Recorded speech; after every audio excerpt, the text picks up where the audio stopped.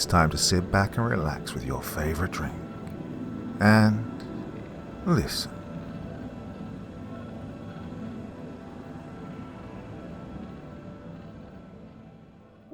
Welcome, my dear friends, and season's greetings to each and every one of you. Now tonight, we continue what has become something of a tradition in these parts, a huge Christmas collaboration video, well, two to be precise, featuring me and some other fantastic storytellers from the horror narration community. So I hope you're going to support them all as well as you support me through these times, and go and find their channels, give them a like, click, subscribe, and all that kind of stuff. Well, without further ado, here we go with the first of tonight's stories, and this one is read by me. In the dead of winter. The first rays of sunlight crept over the mountains, casting its warmth on the snow-covered valley floor below. Thomas Crane looked away from his fire to greet the frozen Alaskan peaks, which, after days of travel, now only seemed an afternoon away. He leaned back in his camp chair, and over the steam rising from his fresh cup of coffee, admired the little clearing he'd found right before the previous sunset. It wasn't the most impressive area he'd seen since his trek to the mountain started, but something about the quaint nature of it spoke to him. The thin pines towered over him from behind, semi-enclosing his campsite before opening to the beautiful mountains that, until now, had seemed impossible to reach. A chill breeze flowed through the opening and around Thomas, rustling the dark hair of his beard and nipping at the exposed portions of his skin on his neck and hands, warmed only by the heat of the coffee he gingerly sipped as he enjoyed the quiet morning he set out to the middle of nowhere to find. The birch trees had a certain quality to him this time of year. The white and brown of the bark contrast against the impossibly finite expanse of snow, and evergreens always stunned him with their beauty, and in his tenure only found these wonders in the center of the last frontier. He was glad that his vacation lined up to send him here early in the winter. If he couldn't have come until January, he would have had to enlist the help of a dog sled to get even a mile outside of any civilized areas. The depth of the snow meant he had to dig for hours to set up camp, wasting most of the few hours of daylight you would get in the Alaskan winter, making travel slow and tedious. Once, when Thomas was sent to western Alaska to work, he'd spent more time trying to build shelters to survive the cold than he did on actual movement to the job site.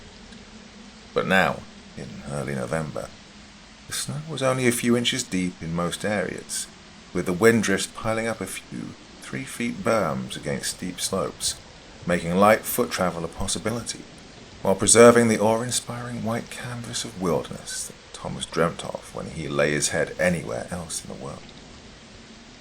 When he'd finished his coffee, he put out the flames of his fire and began packing his camp back into his rucksack. As he worked, he smiled as he thought back to a conversation he'd had with his handler just a week prior.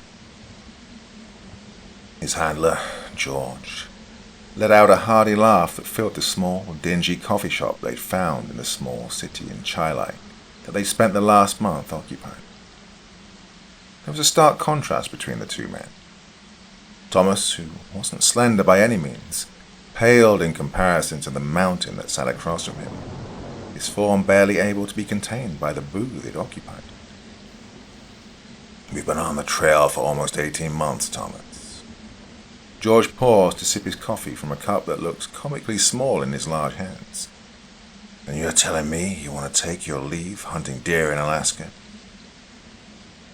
"I don't see what's funny about that," Thomas replied with a smile, knowing well why George found it unbelievable. "No hunter I've ever met wants to go camping, Thomas. They go find a beach somewhere, take a break, get their mind off things. Not go hunting deer in the most dangerous place on the planet." "Third most dangerous," Thomas corrected his lifelong friend. "You serious?" George asked, a glimmer of worry in his eyes. "Well, we haven't been to Alaska in years, George. No one's putting in for jobs up there."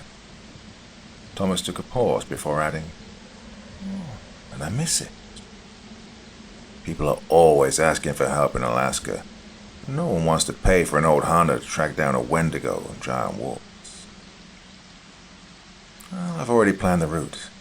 Delta Junction hasn't had any reports in decades. It's safe. And if it's not... George... Thomas laughed.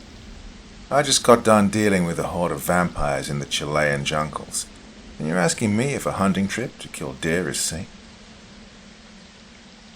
George was right on all counts. The Yukon had garnered a reputation as being one of the most dangerous locations on the planet. More people had given their lives to the supernatural there than any other location on the North American continent.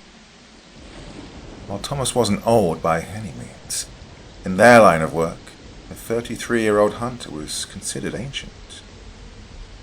Most hunters are either dead or retired by the age of 26, their self-preservation winning out over their slowing reflexes, and their fortune amassed, giving them an easy life.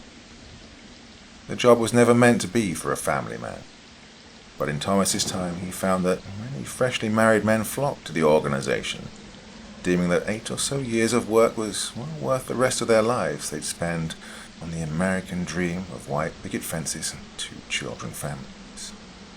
But Thomas, well, he had no such dreams. To him, the life of a hunter was the only life to live. As long as his body had life to give, he would keep living it. The organization recruited Thomas when he turned 18. An American company that spent their time ensuring the legends and horror stories that filled the world's media stayed just that, stories. They sent hunter and handler pairs across the world, quelling the threat of cryptids and demons for the highest bidders. The handler would be sent to the surrounding towns of the target location to gather information on the threat, and the hunter would be in the thick of hell, as George would describe it, to handle the bounty. Being good at your job meant that a team would receive only the highest paying bids, putting them in the same location for weeks, sometimes months at a time. And in Thomas and George's tenure, they received the reputation of being the best in the business. Normally, a handler would have 5 or 6 hunters before they reached their retirement age of 40. George, being only 1 year away from retirement, had only 2. Thomas met him when he lost his first hunter, after they'd been working together for a year, having lost his life to a creature aptly named the Howitzer, adding to its long list of kills. At the time, George had already counted the doe-eyed 18-year-old as dead, having been assigned the same bounty that took his friend. He was ready to forget the kid had ever existed, until, after only 3 days, he reported back to the same diner they'd met in, brandishing a fresh wound on his cheek and a single giant tooth as proof of his prize. George knew that he had something special then, and after 15 years, not being proven wrong. Thomas knew George worried about him. It wasn't uncommon for a hunter to enlist the help of another team. However, Thomas, against his handler's wishes, refused the practice for the last few years. His feats and accomplishments were only added to by his solo treks into the wilds. But Thomas didn't do it for the fame. While there were many rumors, most being tales of his bravery or beliefs that he had anomalous powers, only Thomas knew the real reasons, and only he would know. Even now, Thomas knew that George would be in his penthouse in Las Vegas, worrying about his hunter, standing tall in the middle of nowhere, Alaska. Population 1. As Thomas hauled his rucksack onto his back, he placed his thoughts about George into the back of his mind. He wasn't here to reminisce about his work. He was here to get away from the hunt. He was here to leave behind the horrors that had stalked the world, and, at least for a bit, be a normal person, doing a normal thing.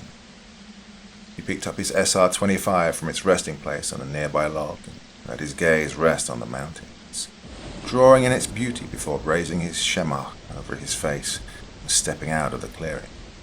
With luck, his next camp would be resting in the shadows of those giants before him. Hours had passed, and the sun began drawing the end of its arc across the clear skies above him. Thomas had made good ground since the morning. He checked his Garmin watch to see that in the last 5 hours he had covered 15 miles.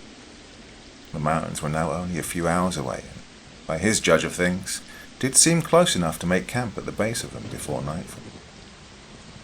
Something seemed off to him, though. Even in the dead of winter, there was always some type of life, always moving through the forest. A snow hare, a fox, a caribou. It didn't matter the size, there was always something.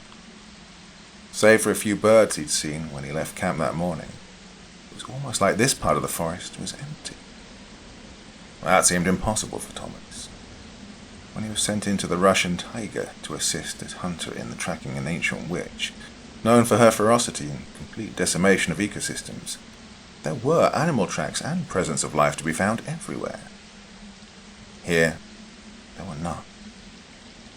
No sound of wolves' howls filled the air. Creatures didn't jump from limb to limb in the trees. It was almost as if Thomas had mistakenly stepped into a different, dead reality.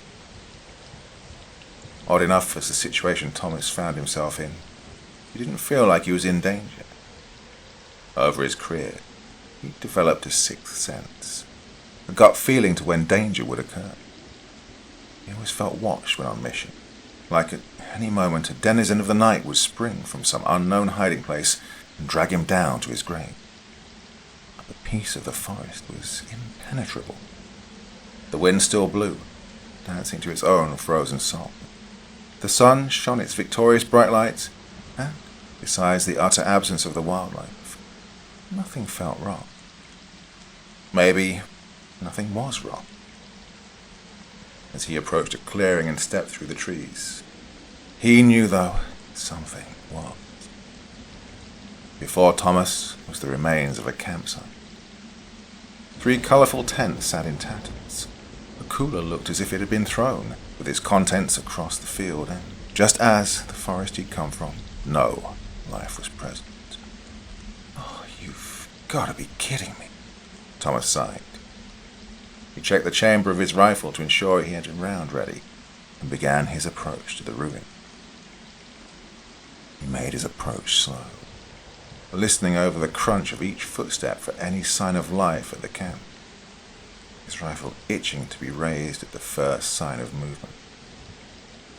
Thomas scanned from tent to tent, to the edges of the clearing, then up to the tops of the trees, looking for anything that could be waiting to pounce. He'd been ambushed like this before once, in Mongolia. A group of cultists had been possessed by their pagan god and built destroyed camps in the desert to lure in unsuspecting travelers for more sacrifices. When he got close to the camp, the group emerged from the sands, with their sabers, thinking they'd made an easy kill.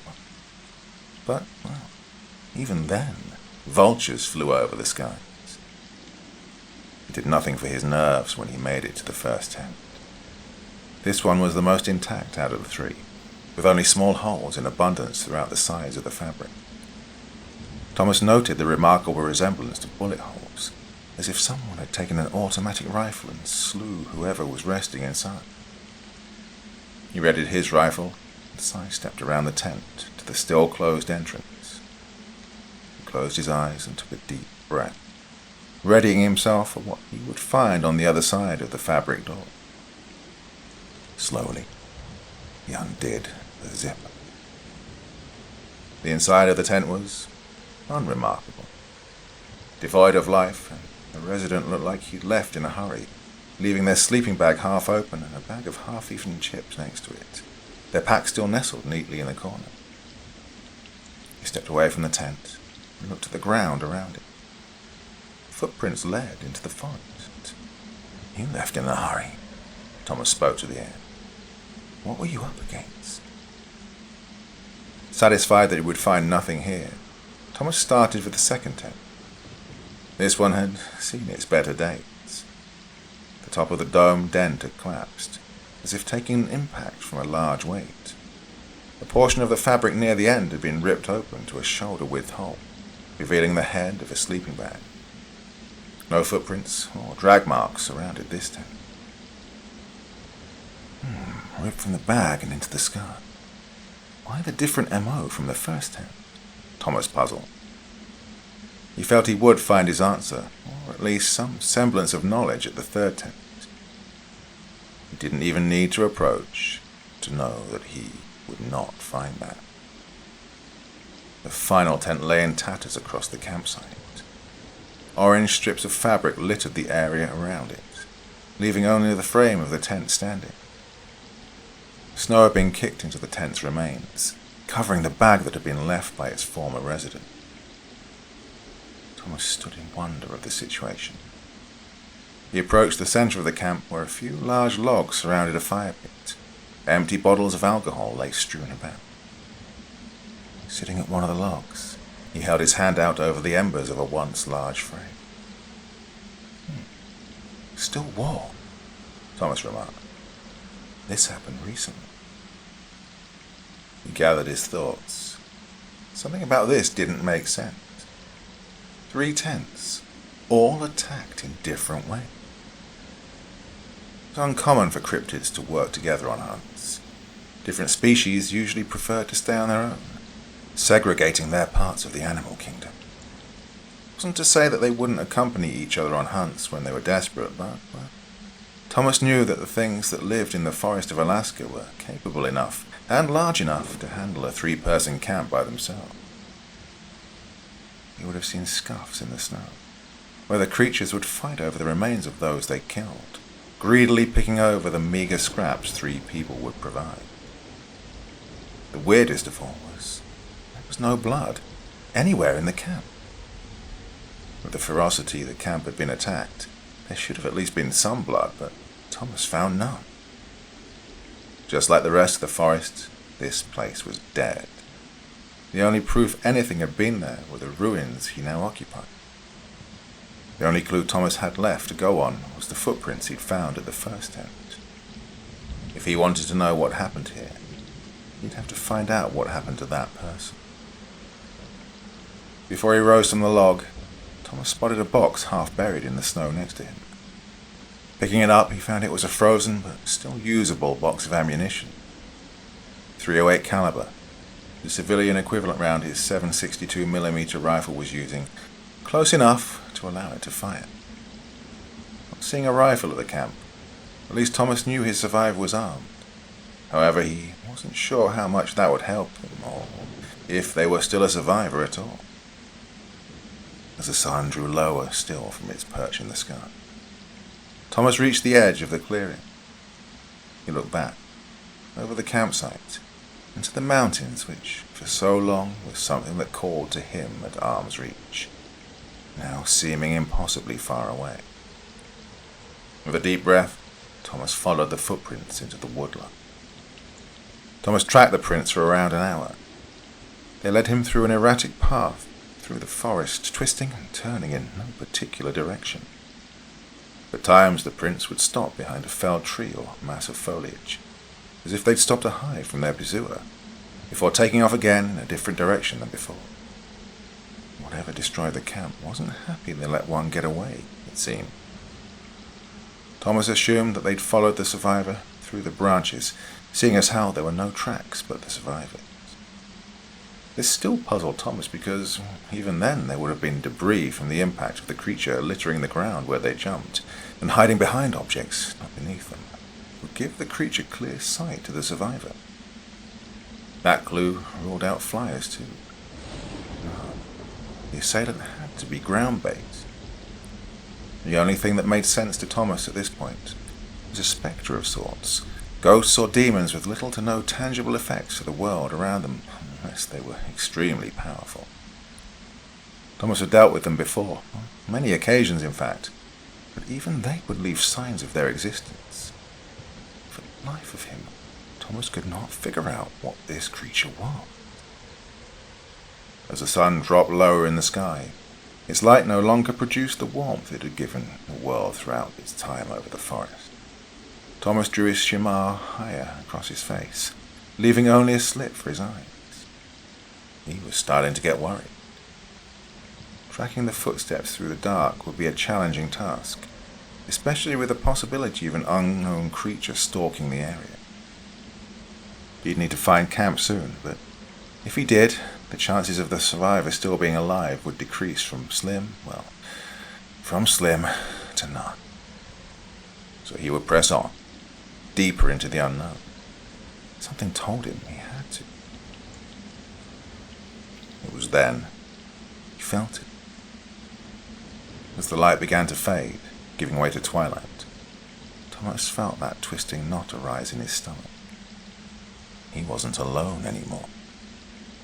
His senses came to high alert, eyes scanning his environment, ears straining in an attempt to hear the slightest breath that was not his own.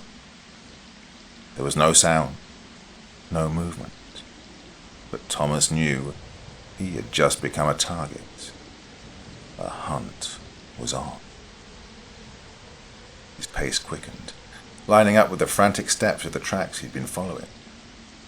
He wanted his target to feel like it had the upper hand. In his peripherals, he caught a flicker of movement between the trees 30 meters away. It was fast, quiet. Still, Thomas moved forward. The dead forest never felt so alive.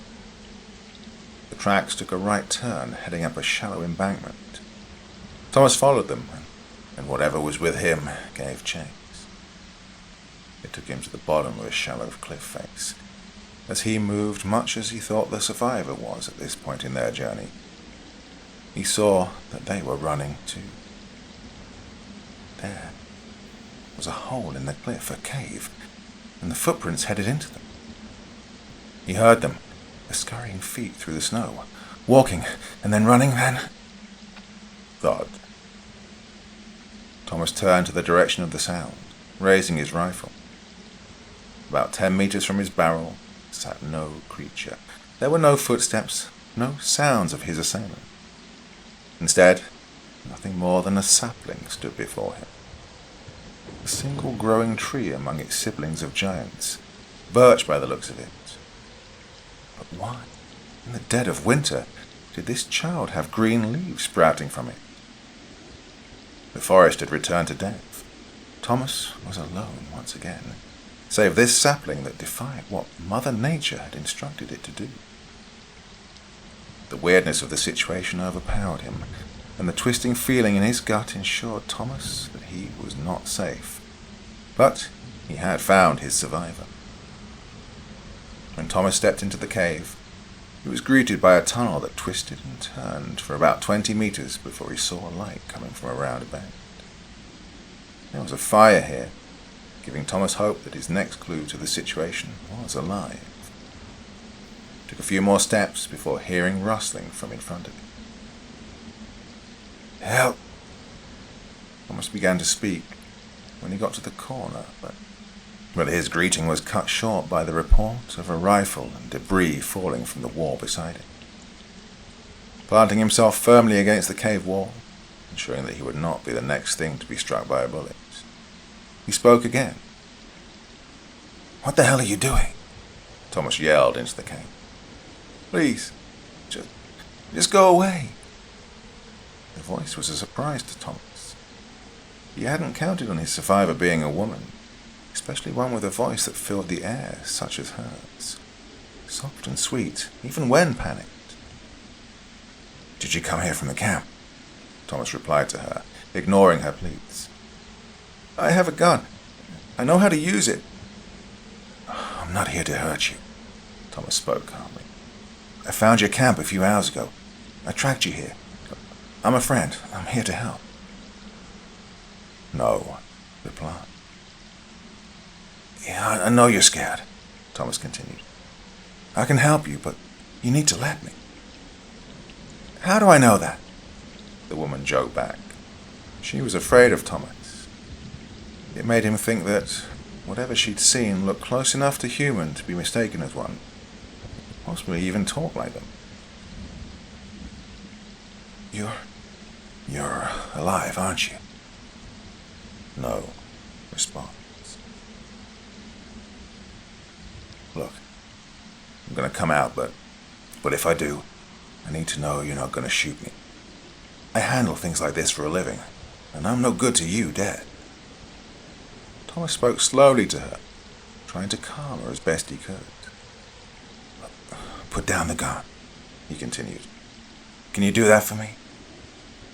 Okay, the woman spoke, almost in a whisper. Just, please, don't hurt me. Thomas heard the clatter of steel against rock.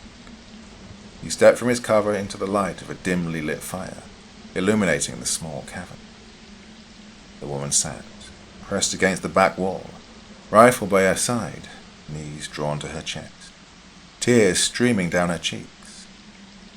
She was younger than Thomas, maybe 28, short brown hair clinging to her face. One of her pant legs was stained a dark crimson colour. She'd been injured. Thomas removed his shema from his face before approaching her, revealing that he was, in fact, human. Taking a knee in front of the woman, he stared into her deep blue eyes before speaking. It's going to be okay. You're safe now. As she broke into tears, Thomas thought back to the mountain. Their majesty once a tangible place, now seemed an impossible dream. Well, we are off to a fine start there this evening, ladies and gentlemen, and let the fun now continue. Next up, we have a story by Rose Black 2222 called If You Suspect Someone of Being a Vampire, Follow These Steps, featuring the vocal talents of Pumpkin Queen and Grim Reaper's Nightmare. This happened about 5 years ago. Still, the memories of it linger, and the nightmare persists. The details of everything are so clear in my mind. The sight, the smell, the feeling of my pounding heart as I run for my life. Terrified. I've never spoken about this to anyone, until now. Here it goes. The Pacific Ocean was at my back, and the sound of crashing waves could be heard receding behind me as I trudged along the uphill path through the trees. The air smelled like salt water, kelp and pine needles. You're not going to believe this place, Gilbert said, walking a few places ahead of me, up the trail. He was wearing a well-worn fisherman overalls and thick rubber boots, which went up to his sides. I don't want to oversell it, but I promise you won't see anything like this again in your life. I didn't realize at the time what he meant by that, but I found out soon enough. When we came into the clearing, I saw a beautiful freshwater bay. The lake was clear and aqua blue, peaceful and utterly silent, aside from our echoing voices and occasional call of birds in the distance. A bald eagle was seated on a nearby tree, watching us from above. Mountains stood on the horizon, their peaks hollowed with mist, making the place look picturesque and stunning.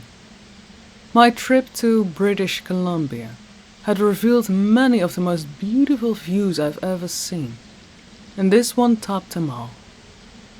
It was beautiful, I said to Gilbert, awestruck. I can't believe how clear the water is, and how blue. It really is amazing. Do you see all those cottages over there? He asked, in a thick French-Canadian accent. And I looked around and saw several of the waterside houses. Although I wouldn't call these monstrosities cottages, they were more like mansions. More were hidden amongst the trees despite their size, with impressive decks and landscaping. Large boats sat in the water, bobbing up and down the waves. Whoa, the people on the lake must be rich. I thought you were all alone here, so far out in the middle of nowhere. Gilbert was a former chef who lived in a float house in the ocean harbor, which was only accessible by boat and prop plane. It took us 3 hours to get there on his boat the day prior, but it had been worth it. He had an incredible setup that allowed him to live almost entirely self-sustainably, with prawn traps set everywhere, oyster galore, and some of the best fishing I've ever seen. It was a seafood and lava paradise. He went to scuba diving for scallops, but this lake was a hidden jewel of his location, he said. These are summer houses for a lot of wealthy politicians and celebrities. Actually, believe it or not, they are empty 90% of the time. But every once in a while, people drop by prop plane or a helicopter and spend weeks at a time on the lake. It's off season now, so not very many people out there right now. I'm taking care of all the properties on the lake, and anybody who is coming calls ahead so I can get them ready for them. Stocking the places with firewood and making sure the gas is on, whatever needs to be done. I let out a soft whistle. That meant he had access to every one of these huge mansions, and basically had free reign of the amenities of the majority of the year. Whoa, this place is something else. The lake was one of the most beautiful places I've ever seen, and I could understand why rich people want to flock to it from afar. Mist was rising off the surface of the water, and despite the grey overcast, day was exciting by the location, which was unlike any I'd seen. It looked like a picture from a calendar or screensaver. Just wait until you see the fishing. He had told me with a smile, and he pulled the cord on the outboard motor. It rumbled to life and he began to stare us out into the heart of the lake. It was larger than I'd expected, extending several kilometers into the distance. There were also islands in the middle of the water, which had a couple of different summer halls built onto them. I asked Gilbert who the houses belonged to, but the motor was roaring so loud he didn't hear me, or pretended like he didn't. He slowed down at a strange place in the water. I realized as we were getting close there was something off about it. The water was bubbling and moving as it had been disturbed from underneath. A stretch about 50 square yards was all affected the same way. See that? Gilbert asked, pointing at a section of water with a strange disturbance. Yeah, what is it? It looks like the water is boiling, This is what we came out here for. he said, pulling out his fishing rod. That is what they call a trout feeding frenzy. He handed me a line and I was about to crash it out, but I noticed there was no bait on it. Can I get a worm or something? He just shook his head, smiling, and mentioned for me to put the line out into the water. There was immediate hit and I began to fight with a fish that had been hooked. Whoa, you don't even need a bait? I reeled in one after another until we had more enough for dinner. He told me it was like this all the time on the lake. The best freshwater fishing location he had ever seen in his life. And it was full of rainbow trout as well, which made it even all better. The rich people who come up here used to pay to have the lake stocked with rainbow trout, but nobody really fishes here but me, so they got a little bit out of control. There is a multitude of them now. You'd think that fishing without any challenge would get boring fast. It doesn't. Still, there's only so many you can catch before you get tired and start to feel like there's no possible way you could ever eat so many. Gilbert reassured me, saying he canned whatever excess he caught. We're about to turn back when I looked over at the nearby island. To my surprise, I saw something looking back at me. I gasped in surprise at the strange sight. It was a massive owl head, poking out from up the tree, staring at me, unmoving. I actually screamed when I saw it, and Gilbert moved his gaze and turned to look at it as well. What the hell? What is that? Is it real? It was terrifying. Whatever it was, the face was staring at us with a lifelike expression. It's not moving. It's the statue. How have you never noticed that before? I asked. Aren't you out here all the time? He shook his head. I don't remember ever seeing that before. Whatever it is, it's big. That's gotta be 50 feet tall. Gilbert started the engine. Let's go take a look. Maybe it's an old indigenous statue or something like that. I hesitated, feeling slightly irked for some reason. Okay, but just... let's turn around if anything feels off, okay? Unsure what exactly I was scared of, we began heading towards the island. The small outboard motor, kicking up a cool mist, which splashed my face and wet my hands. My heart started pounding faster in my chest and in my throat as we neared a strange pair of eyes, overlooking the top of the tree line. Eventually, it disappeared into the bow of the leaves again, and I was left with the eerie after-image of it in my mind. Those eyes stared menacingly outward. That face, too large to be real. As we came close to the shoreline, I realized how completely alone I was. Gilbert seemed nice enough, but I barely knew him. I had met him through my cousin, who I visited and who I had flown across the country to see. She had arranged for me to stay with him in his float house on a whim, since she was called into work last minute and he was in town for a supply run. She told me it would be a once-in-a-lifetime experience. Of course, now that I was wondering how well she actually knew Gilbert, as it would turn out, not very well at all. Something about this didn't feel right. I was slowly realizing something about Gilbert's overall vibe making me uneasy, as he helped me off the boat, just a little too eagerly. There used to be tribes of indigenous people who lived off the land and fished in this region. I bet this is an old totem pole or something like that.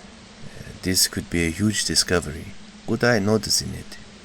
The noise of the engine was gone now, and we were left in a complete silence again, as he tried to lead me away from the boat towards what appeared to be a path into the forest. Hey, maybe...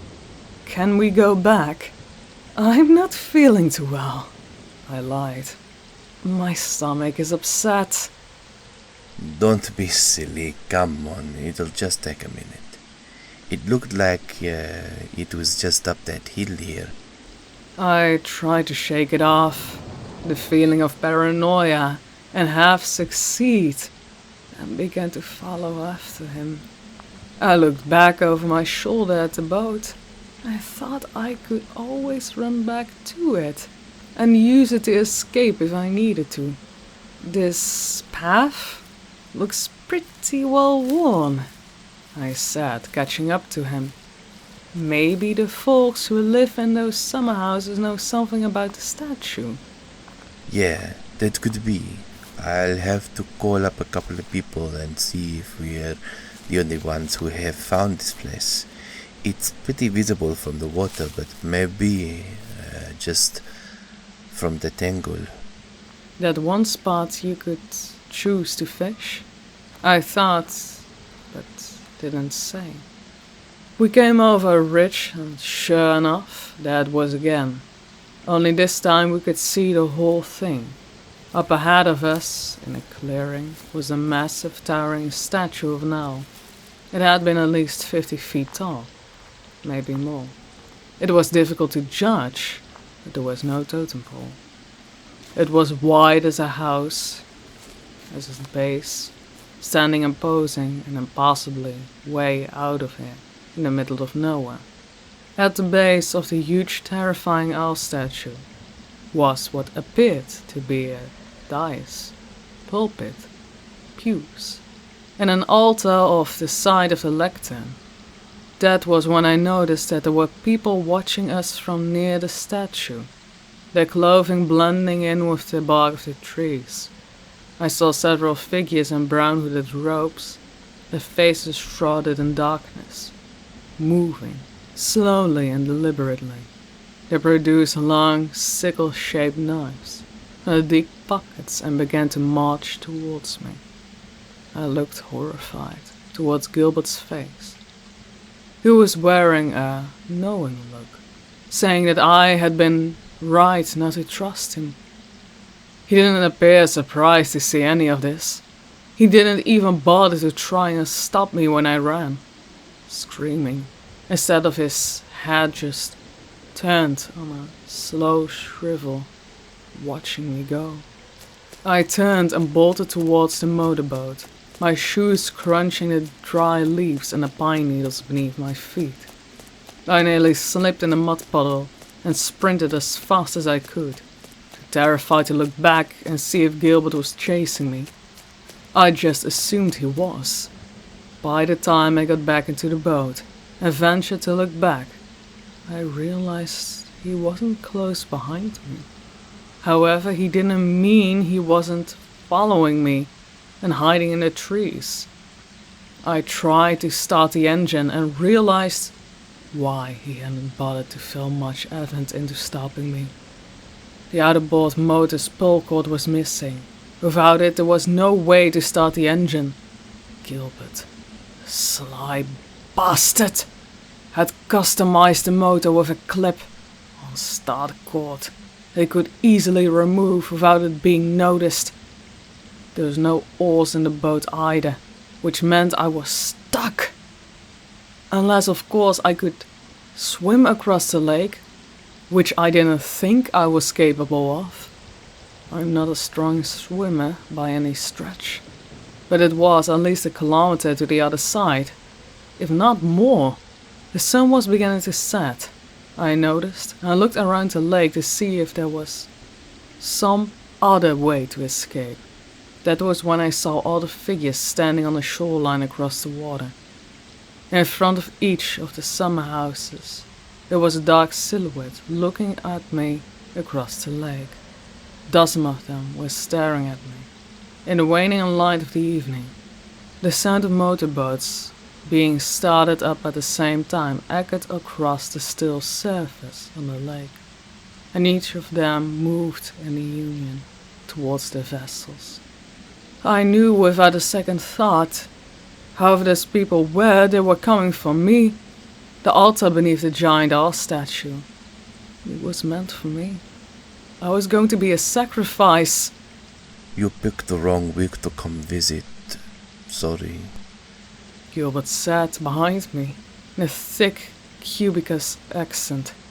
Once a year they all come here for their meeting. I get their bonus if I can find someone for the ceremony. Your cousin didn't know to her credit. I'll have to tell her there was a boating accident or something like that. The chubby red-haired man in overalls laughed, his gut bouncing up and down. He didn't look at least a bit sorry. A moment later, they arrived. I saw at least a dozen at first, maybe more. They pulled the boats into the shallow around the island and got out in a hip wader similar to what Gilbert was wearing. I couldn't believe the faces of the ultra-famous people who came towards me from the water's edge. Celebrities, politicians, musicians, and pundits. People you wouldn't believe if I told you. All of them in brown, hooded robes. I turned and ran, dodging Gilbert's gasps as he reached out to stop me. You won't get away. He called after me, cackling. They're all over the island by now. There's nowhere to run. Ignoring me, I raced down the path through the woods, stumbling. I landed in a puddle of mud with leaves floating in it, and pulled myself up quickly, continuing back towards the other end of the island, towards more certain death. I didn't know what I hoped to achieve. Gilbert was right. I was doomed. Looking back, I saw the group was not far behind. Running up a steep hill, I hoped, maybe, I could lose them once I reached the top by veering off into the trees for cover. That would be my only hope. Darkness was settling on the island. It was becoming more difficult to see my way as I tripped over roots and rots in the ground.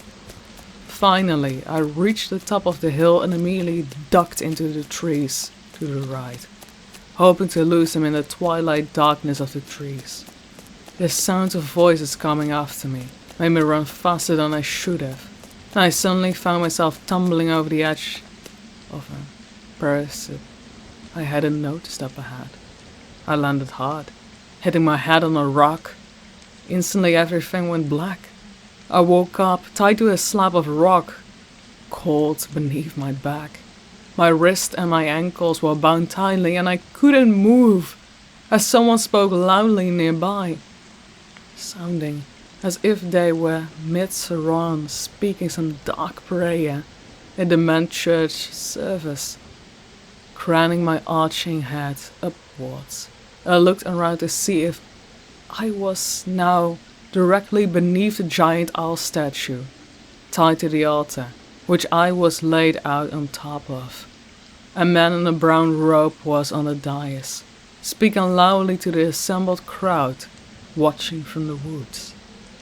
Each of the audience members held a torch, which flickered and casted them a warm glow. Through the trees I saw a moon, hovering just above the horizon, bloating in crimson. The priest who had been speaking to the crowd finished his dark sermon, and the congregation began to cluck their tongues in response. It was the most unsettling thing I had heard. There were hundreds of them watching me, clucking their tongues inhumanly as they held their candles and observed the priest. Sweat was pouring from my brow and into my eyes as I darted my gaze around the forest, looking for any possible way to escape. I pulled on the bounds holding me to test if they were fastened tightly in place. Disciples of Moloch, we have gathered here under the blood moon to give a sanguine sacrifice to him. May our offering please him and give us favor in his eyes. The crowd responded, chanting something in reply, which was indecipherable since the muttering voices all mingled together. I realized they were ramping up to kill me, and if I was going to escape, it would have to be soon. All eyes were still focused on the priest on the dais, and this would be my only chance to get away. I felt something tugging at my ropes and my wrist, and heard the sound coming from behind me. Stay still. Act like I'm not here. A voice said from behind me. If they catch me, they'll kill both of us.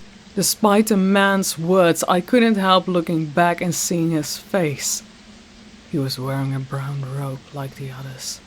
Are you one of them? I asked. Why are you helping me? I'm not really one of them, he said, finishing with the ropes on my hand and moving on to the other. I'm a reporter. I've been working for years to infiltrate this place, and I finally did it. I was filming this whole ceremony, but I had to stop to save you. I just couldn't let them kill you. Thank you, I said, overwhelmed in relief. Really? I mean it. I'll pay you back for this. Somehow, once we get out of here. If we get out of here, he said, finishing cutting the bound holding my wrist. Okay, here's the tricky part. The voice said from the shadows behind the altar. As soon as we start cutting those ropes on your legs, they're going to see us doing it. I realized he was right. In the dark place behind me, he had cut the ropes holding my wrist, but my feet were facing the crowd. Everyone would see him if he ventured to the front of the altar to cut the ropes. So, what do? An explosion suddenly boomed in the distance, and an orange glow of a fireball bursting into the air caught everyone's attention. We need a distraction. He said, moving down to my legs, sticking close to the altar to avoid detection. Like that one. Try to get the rope free from your other leg, quick! I sat up and started working on the ropes, finding them tied tight in knots like I'd never seen. Luckily, in the crowd audience and the priest at the front were all still distracted by the giant cloud of smoke rising in the distance. The last thing the people like these wanted was to be seen. And even as far from civilization as they were, an explosion like that would attract attention. The priest was shouting at his acolytes to find out who was responsible for the blast. But suddenly someone noticed us. A voice began to shout from the audience. Someone is trying to free the sacrifice. A traitor! Murmuring and cries of outrage ran through the trees, and suddenly a huge crowd of people were racing down towards us. Through the woods like an evil mob, torches in hand. The priest turned from his place and stage and pulled out a long knife from his shelf around his waist. He walked in our direction, just as the ropes gave away and I rolled off the side of the altar. Run! Shouted a man who had cut me loose. He bolted off to the trees and I followed him. We ran through the trees towards the shoreline, where a boat was waiting, already running. Another figure was seen, moving along the shore towards the boat, and I realized it looked familiar. As we got closer, I saw it was my cousin. It was her who had set off the explosion. Grace? What the hell are you doing here? There's no time. Get on the boat. We all jumped in as she steered the boat off towards the other end of the lake. I was surprised to see nobody followed us, and we managed to get off to the ocean before anyone found us. Then our Grace was sabotage the explosive boats, which would have easily outrun us, as well as having blown up one of the larger vessels with the homemade bomb. What the hell was that? I asked my cousin, after we were safely away from the ceremony. How could you leave me with that maniac? It turned out Gilbert and the cult who had tried to kill me weren't the only monsters that day. My cousin set me up just for a story. She knew that was happening on the lake and used me as bait to see if they would really go through with killing a human sacrifice. If it hadn't been for her partner, I would have died. If he couldn't go through with it. I live in fear now, wondering when exactly the powerful people who try to kill me won't come and find me. I'm sure it won't take long once this is all out. After all, I saw their faces. I know what all of them are capable of. They like to live in the shadows. They don't want you to know what they do when you're not watching. But I've seen everything. And the Christmas spirit continues now with a story called My Grandfather Loved Beetles by Priestess of Spiders, featuring the vocal talents of Ehab and Count Julius.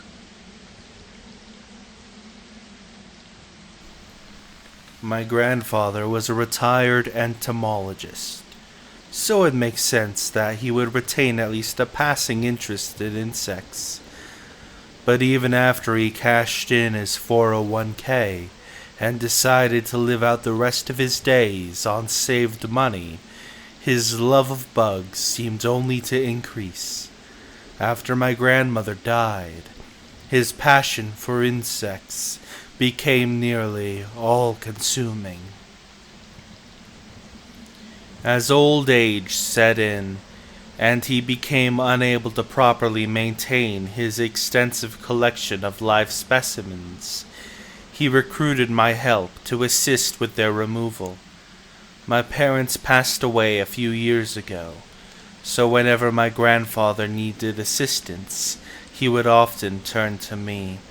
The dozens of cockroaches, stick bugs, mantises, ant colonies, water bugs, and crickets were all to be donated to various zoos and other institutions. As we nearly finished packing up all the bugs into padded boxes labeled live invertebrate, I noticed a section of his collection that was left untouched. "Grandpa," I asked, leaning in to get a closer look at the terrariums, "what about these?" No, I've decided to keep those, Anastasia. He winced at the mistake. My grandfather has always been supportive of my transition and managed to get my new name and pronouns correct long before my parents, but in his old age he had begun to slip up from time to time, his memory not being what it used to be. "It's fine, Grandpa," I said, smiling at him. "Go on with what you were saying." He looked grateful and shuffled over to the cages. Resting a hand upon one of the lids, he was patting like a dog. I've decided to keep these ones. These are all my beetles, don't you know? Not particularly difficult to maintain, and there are only a handful of them to worry about. They've always been my favorites, after all. I nodded, taking a look inside one of them to see some half-inch long blue insects meandering about a miniature desert town. Though many hobbyists and fellow scientists would scoff, my grandfather always enjoyed making little bug-scale dioramas for his specimens. As a child, he got his start with his insect obsession by watching various B-grade horror films from the 1950s, and the concept of enormous insects held a bit of nostalgia for him. I watched, amused as one of the beetles knocked over a tiny plastic army man. With some effort, my grandfather bent down to look at them next to me. Asbolus verrucosus, better known as Blue Death fiending beetles, he said, smiling as he gazed with contentedness upon his pet. Very fascinating creatures. "Why are they called death-feigning, Grandpa?" I asked, raising an eyebrow. Opening the lid, he reached inside, plucking up one of the beetles like it was a grape from a vine. The instant it lay in his hand, it fell onto its back, its legs outstretched in the air. Chuckling slightly, my grandfather placed the beetle back into the enclosure, and within a few moments, the insect righted itself, continuing to trundle aimlessly around the terrarium. Amused, I remarked, "Well, that explains it. Perhaps they should have named it the possum beetle." He chuckled at my suggestion, staring wistfully off into space for a moment. You know, Anastasia, I think that if there is a God, he most certainly has more love for those beetles than for us. I didn't know how to respond to that, so I simply cocked an eyebrow and said, "I'm not sure I understand what you mean." My grandfather sighed slightly, scratching at his head in thought, and replied, Well, think of it this way. Out of all known animal species on Earth, Beetles make up around 25% of them. In terms of sheer quantity of individuals, beetles surely outnumber us at least 100,000 to 1. And they are far, far older than we are, with some of the earliest fossils dating back almost 300 million years ago. What with global warming and microplastics poisoning everything, it wouldn't surprise me if the beetles outlive us. Some species are even able to eat plastic. Did you know that? Anyway, if there's a God, why would he spend so much time and energy on beetles than humanity if he's supposed to love us above all other animals? He smirked a little. Can you imagine going up to the gates of heaven, only to find the being stand guard at the pearly gates was a simple large darkling beetle with a halo and rope? That would certainly throw the Christians for a loop, wouldn't it? I couldn't help but laugh at this little diatribe before getting back to work and helping him pack up the few remaining bugs that were left to be donated. At the time, I thought my grandfather's brief theological tangent was just the idle wanderings of a tired mind. But given recent events, I'm no longer so sure. It was a couple weeks later when he said something in which, in retrospect, hinted at the strangeness to come. This time around, there wasn't any special reason for my visit. I simply enjoyed spending time with my grandfather. We watched an old film. I believe it was 1957's The Deadly Mantis, and I cooked a dinner of shrimp fried rice for him. After we had finished eating, my grandfather looked at me and said, You know, Anastasia, I must say, your transformation has been most impressive.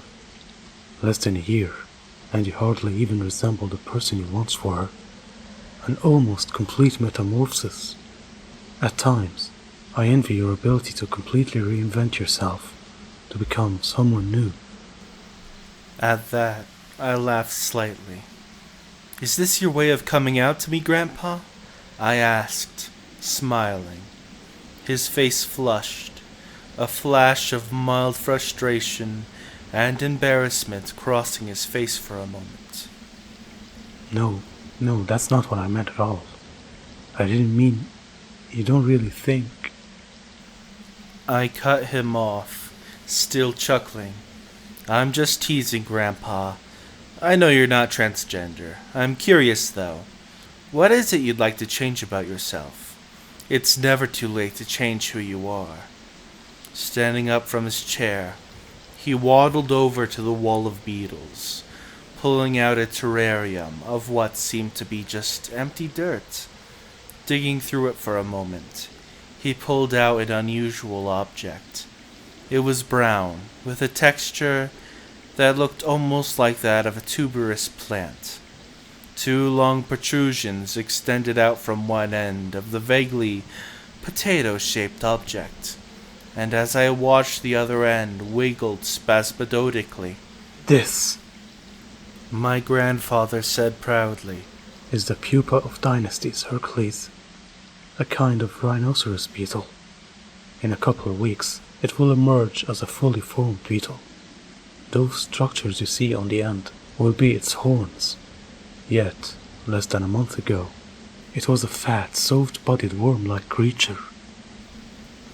He reverently placed the bizarre pupa back into the dirt and began covering it gently with soil. Very interesting, Grandpa, but what exactly does this have to do with how you'd like to change yourself? I asked. My grandfather looked at me puzzled. I don't think I understand. What's this about me wanting to change? I sighed a little before beginning to gather up the plates and utensils to put in the dishwasher. It's nothing, Grandpa. Don't worry about it. He'd been doing this more and more often, just forgetting his train of thought entirely mid-conversation. I didn't want to accept it, but it was rapidly becoming clear he was going senile. I made a mental note to look into good nursing homes in the area. As much as I loved my grandfather, I didn't have the time or energy to take care of him full time if he eventually deteriorated to the point where he could no longer take care of himself. As time wore on, the mental decay became more and more evident. He frequently used my dead name and old pronouns, and I didn't have the heart to correct him. Once, he didn't even recognize me, asking where his grandson was. Still, even as he descended further into senility, he managed to remain somewhat active and did his best to remain intellectually stimulated. During one of my later visits, I walked in on him reading a copy of Kafka's The Metamorphosis, a story of which had always been a favorite of his for obvious reasons. I sat down in a cushy recliner across from him and read a book of my own that I had bought, as we sat in comfortable silence for several minutes. After a while, however, my grandfather scoffed and set aside the book face down. "What is it, Grandpa?" I asked politely, setting down my own book. Oh, it's nothing, Alexander. He said. I winced, but he didn't seem to notice, and just kept carrying on, talking. It's just, this story seems a bit ridiculous now. Gregor should be happy for his transformation. What do you mean? I inquired gently. Well, think about it. He has to work as a traveling salesman with a cruel boss, and all the while he needs to worry about caring for his family. But a beetle doesn't need to worry about that, does it? No. All a beetle has to worry about is his next meal. It isn't Gregor's transformation that brings him pain, but his foolish desire to retain humanity. My grandfather seemed agitated. Slightly. Perhaps a bit more than should be reasonable. I thought Gregor became a cockroach, Grandpa, not a beetle, I said gently. At this, my grandfather seemed to get more frustrated. That's just a misconception based on an idiotic mistranslation. Based on what is described, Gregor Samsa clearly becomes a beetle of some kind. Besides, it's not as if cockroaches go through much of a metamorphosis at all. The transition from nymph to adult is fairly minor compared to the change beetles go through. After this outburst, he slumped back down slightly and closed his eyes for a moment. When he opened them, they seemed slightly cloudy, not the piercing blue I was used to. I'm sorry, I lost my train of thought. What were we talking about? He said, confused. I got up and gave him a gentle hug. Nothing, Grandpa. Just a silly old story. I'll go and get you some tea. I remember the rest of the day fondly. After finishing our tea, we watched the movie Them on his ancient VCR, and I ordered take-out Chinese food for dinner. Despite his outburst earlier, he seemed peaceful, tired, and content. After he went to bed, I cleaned up the dishes and took a look over the terrarium marked Dynasty's Hercules. Inside, I saw the once bare enclosure was now a reproduction of a tiny jungle, and waddling amongst the fake trees I saw a huge insect, as large as my hand. It had 2 long horns, and a shiny, amber-colored abdomen. As I watched it crawl over a toy tank, positioned between 2 miniature boulders, for some reason I couldn't quite explain, I started to cry a little when I saw it, thinking about my grandfather's long life, and how much he cared for these strange, often hated animals. The enormous beetle didn't notice. It just wiggled its antennae a little, and continued to trundle along. After pulling myself together somewhat, I got in my car and headed back home. That evening was the last time I ever saw my grandfather, in a state in which I could still recognize him.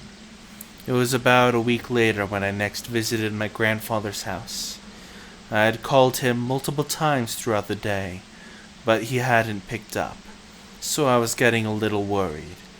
Upon driving outside the house, I used the spare key he had given me and stepped inside, calling out for him. There was no response. Fearing the worst, I began to search the house. Passing by the beetles, I noticed some of the cages seemed too dry, as if nobody misted them down in days. I even noticed a couple dead ones. That scared me, because even on his worst days, my grandfather made sure to take care of his precious pets. Something was horribly wrong. Eventually, I had combed the whole house and even checked the backyard, all except for the bedroom. I opened the door slowly, hoping for the best, but expecting the worst. What I saw made me vomit on the spot. Wiping off my mouth with my sleeve, I looked again, praying that it was all just a trick of the light. But there it was, a pile of dry, wrinkly skin lying on the floor like old clothes. I could see my grandfather's eyeless face peeking out from the folds. I couldn't help it. I vomited a second time. I was about to call the police when I saw movement on the bed under the covers. Dear God, I thought to myself, is he still alive? Moving over to the bed, I pulled off the blankets gently and gasped. Lying on the bed was a strange, half-formed shape. It was about 6 feet long and 2 feet wide, dark brown in color. As I watched, its back end wiggled spasmodically. It was an enormous pupa.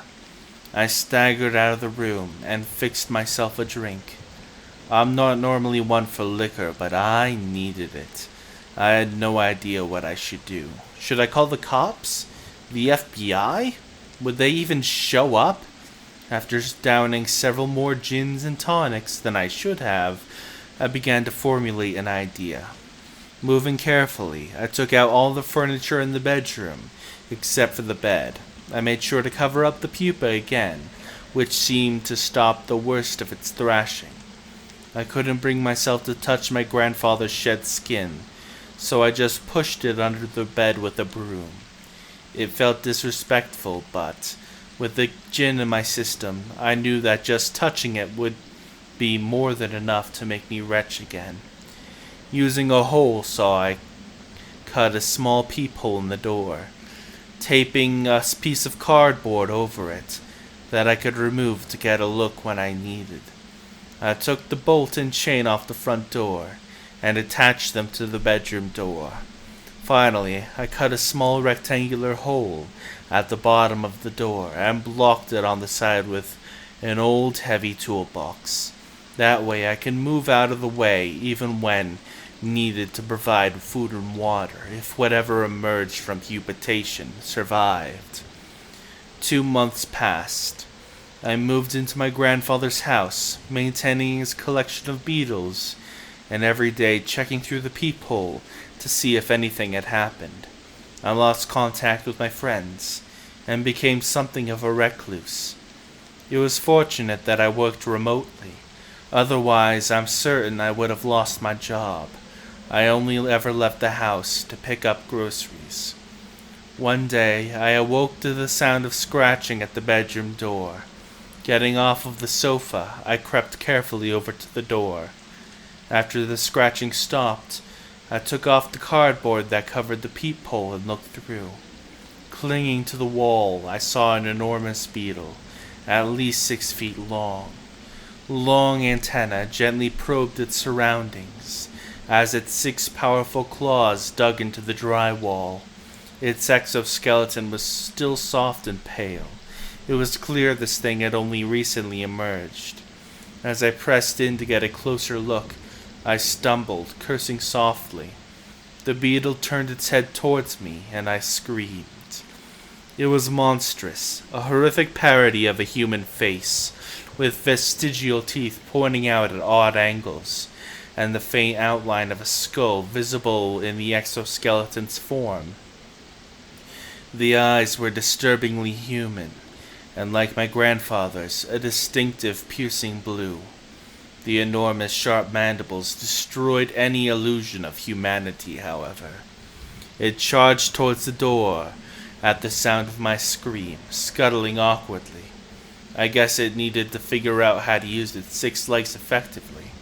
I ran into the living room and sobbed, praying I would just wake up from the nightmare I was in, as I heard the insectile form of whatever once was my grandfather slam repeatedly against the door.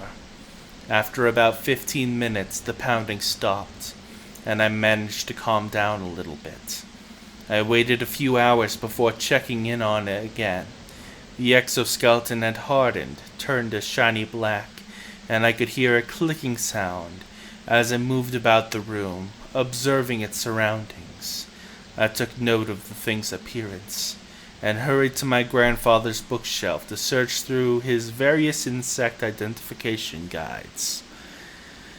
After several minutes of looking, I thought I got a rough idea of what my grandfather had become. While I could not determine the exact species, and I doubted if it really mattered under the circumstances, it seemed to be some sort of carabid beetle, better known as ground beetles. Most species are carnivorous, so I figured giving it some raw meat would be the best way to satiate its appetite. I grabbed some pork from the freezer, and moving aside the toolbox that covered the feeding hole, pushed it in on a plate using a broom. Quickly the beast moved in, hungrily devouring the entire platter of meat. I was able to get a closer look at the rending jaws up close, and it filled me with dread. That was a few hours ago. The beetle, the thing that was once my grandfather, is quiet now. I don't know if it sleeps or not, but I hope so. I don't know what to do. I can't just kill it. Not unless I know for certain that there isn't still a part of my grandfather in there. But at the same time, I dare not release it into the wild. For one thing, I have no idea how I'd transport it.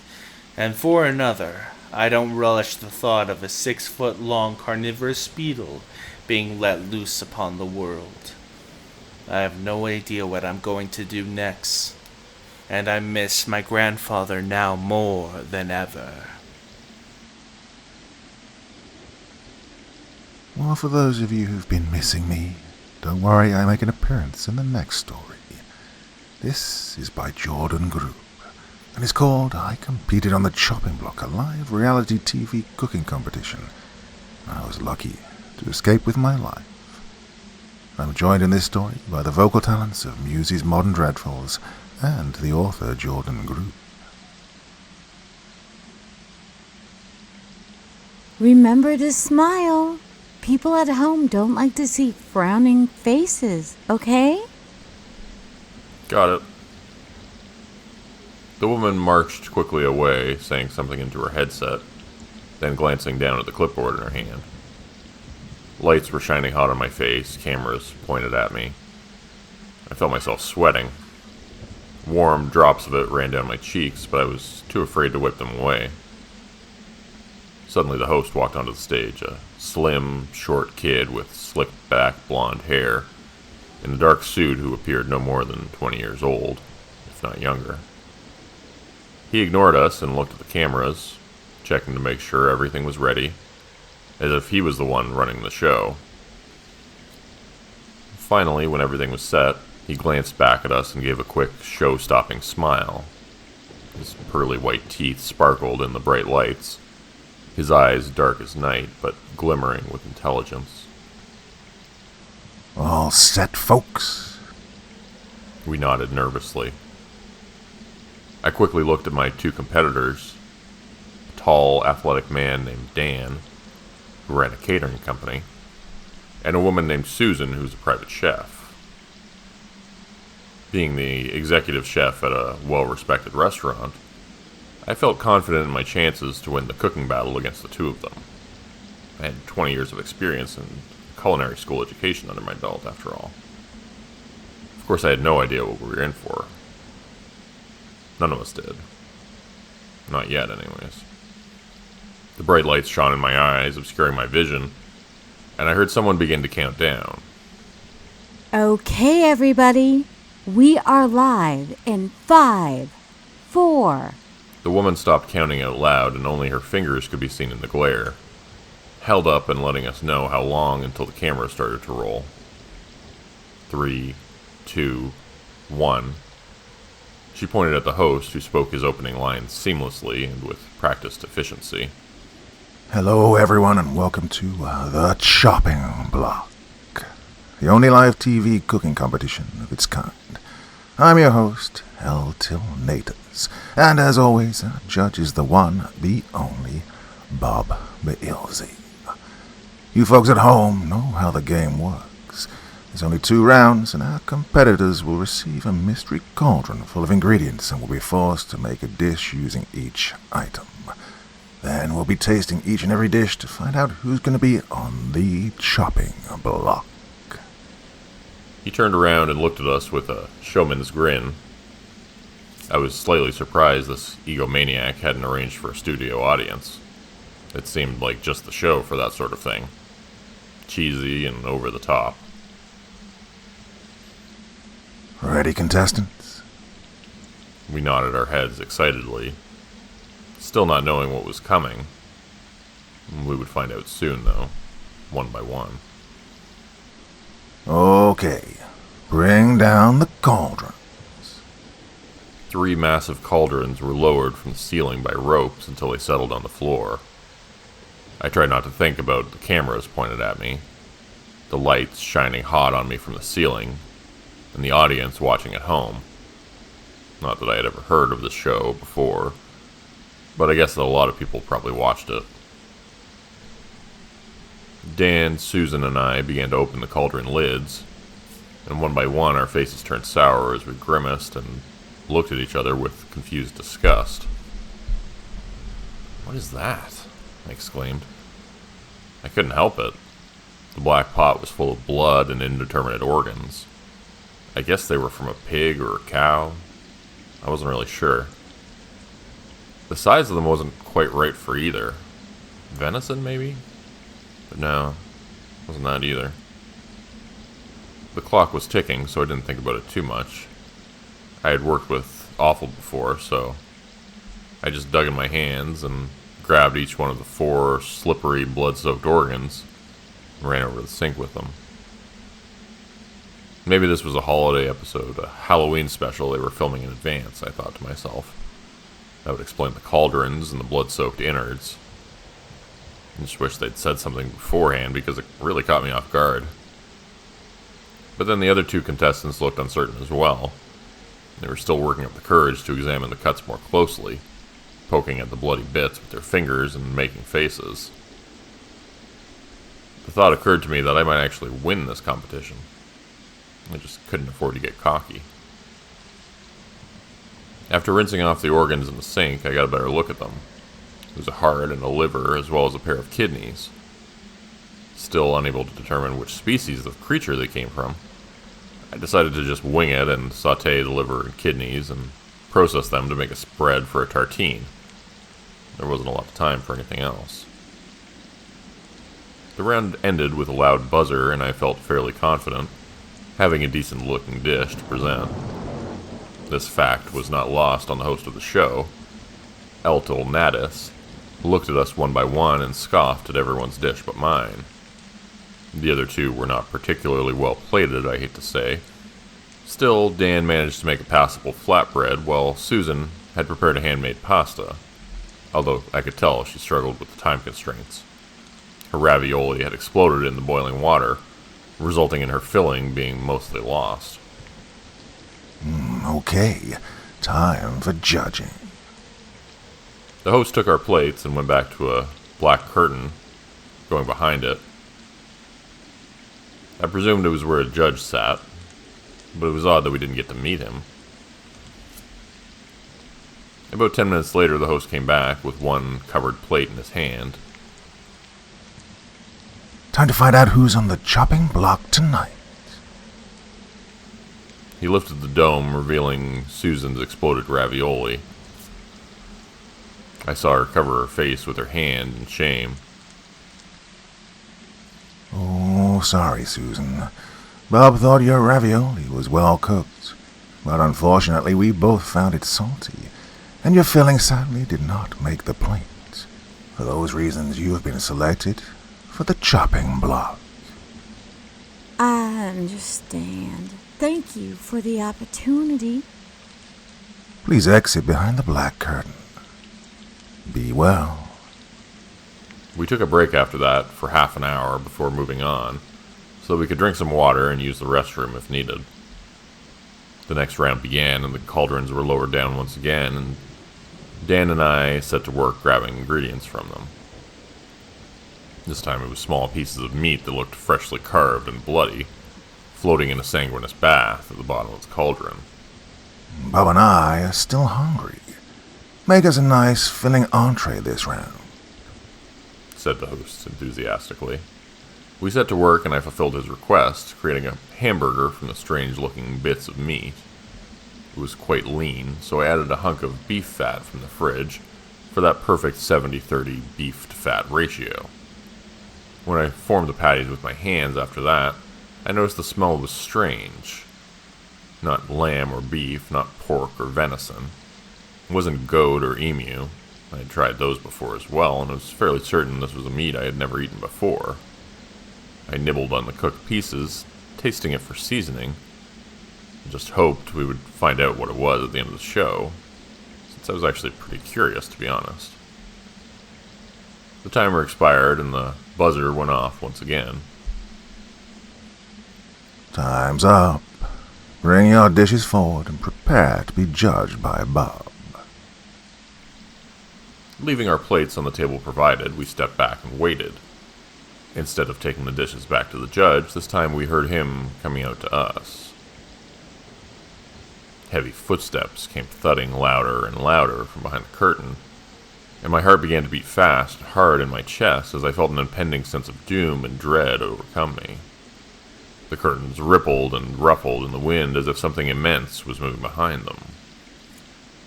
And then I saw him. Saw it.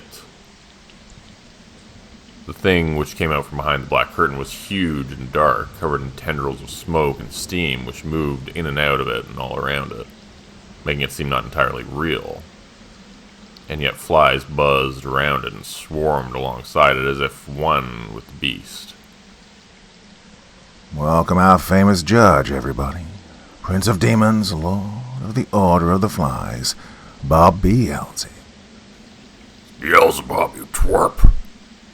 The shadowy demon creature's voice was like broken glass scraping across a chalkboard, like an avalanche colliding with a freight train during a thunderstorm. I felt like just hearing it would make me go deaf. Don't you talk to me like that. I'll tell Dad. You would too, your daddy's boy. What? Nothing. Forget it. Let's just eat Susan. She looks delicious. Dan and I stood staring, jaws hanging open, watching as the two demons ate our food. That was obviously what they were. Even worse, I realize now that we had unwittingly prepared our former co-contestant and served her up to them as burgers and stew. Why are you doing this? I screamed at them. And who would watch this? The host replied with his mouth full of... First of all, everybody in hell loves this show. It's in its 508th season. And to answer your first question, why? Listen to yourself. We're demons. It's what we do. You know, just trying to make the world a little bit more evil, one person at a time. You'll never recover from this, and hey, who knows? Maybe you'll infect a few more people with the inevitable darkness that will fester inside of you. This burger is delicious, by the way. You win by a long shot. I did a mental fist pump, despite the situation. I had won the competition, even if it was orchestrated by demons and the mystery box items were human remains. I'd still won. It's got to be worth something, right? Turns out that something was my life. The winner of Chopping Block is the only one who is allowed to leave the game. The runner-up is dismembered and used for the appetizer round the next day. What are you going to do with your winnings? The human-looking demon asked as she was letting me out the door. The $10,000 they'd given me felt more like blood money now. A bribe. But I didn't want to find out what they would do if I told anyone, so I vowed to keep my mouth shut. I'm not sure, I said, stepping out onto the sidewalk. Maybe I'll open a restaurant. A burger place. I've always been really good at making burgers. You definitely should, Bob. If you do, I'll stop by. That's for damn sure. I turned around and started to walk away. Oh, and Bob. She called after me. Yeah?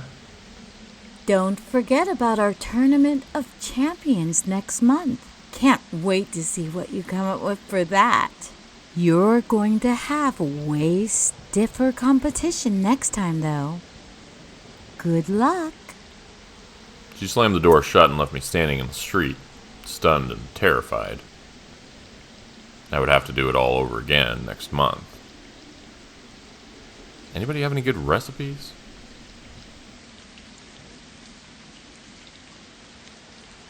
Well, next up, I'm delighted to showcase the wonderful talents of Mia, Mina, and the Sleeping Wendigo, who together are reading the story Hell's Motel, once again from the author Jordan Grupe. Looking back, I can't decide whether to blame myself or not for what happened. The motel had been a bright oasis in an otherwise dark and desolated highway. Anyone in my position would have done the same as I did, right? Right? I awoke to find my hands loosely gripping the steering wheel and the tires spinning their soft tune beneath our feet. The car was driftily lazily towards the gradual and vast swampland of unknown depths beyond that. Heart quickly tickling in my chest, I turned the wheel slightly and aimed straight ahead. Once more, hands trembling, thinking about what might have happened if I had not snapped awake when I did. Sleep had only taken me momentarily. Rocky outcrops and marshland passed by on either side of the vehicle as we sped down the Trans-Canadian Highway, far out of the middle of nowhere. It was dark, moonless night, and dawn was still a long way off.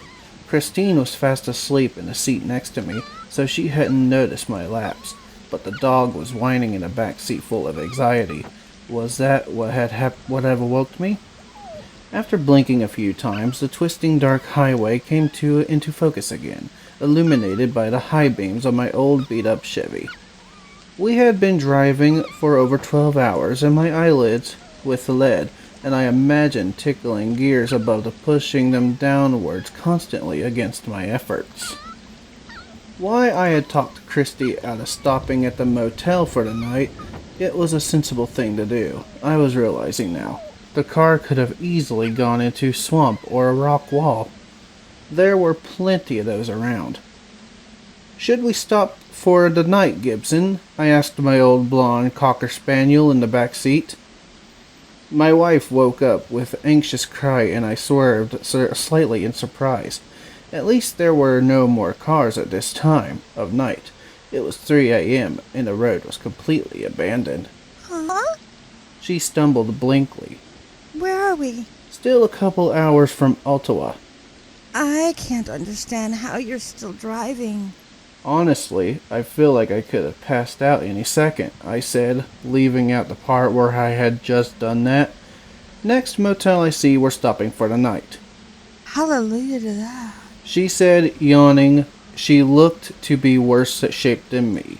We both had been working overtime lately and not getting enough sleep. This vacation was supposed to be our opportunity to catch up on some long overdue relaxation time. Just then, a motel came into sight on the right side of the highway, as I summoned magically by our own words. It was an old-fashioned type of place with a palpable of nostalgia oozing from it.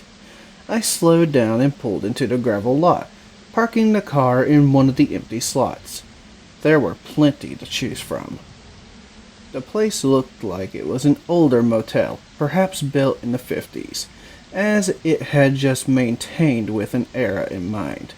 A large sign overhead had a giant red horseshoe painted on it and proclaimed that the place was named Horseshoes Acres Roadside Motel. The word Vacny was printed on the sign below that, so I hoped it would be in luck. Places like this could be found everywhere, so often along Highway 7, open for all night long for travelers such as ourselves traversing the countryside along the scenic route. As I was getting out of the car, Gibson started to whine loudly and then bark. Shrill, agonized, high-pitched yelps, unlike anything I had heard from her before. Christine shushed and scolded her quietly, quieting her down before she could wake up from any other guests. I waited nervously for the lights to begin turning on, one by one, but none did. There was a light on the side, on the ruggedly painted entrance door, which had seemed to indicate someone was awake and able to check us in for the night. Stretching, I walked towards it.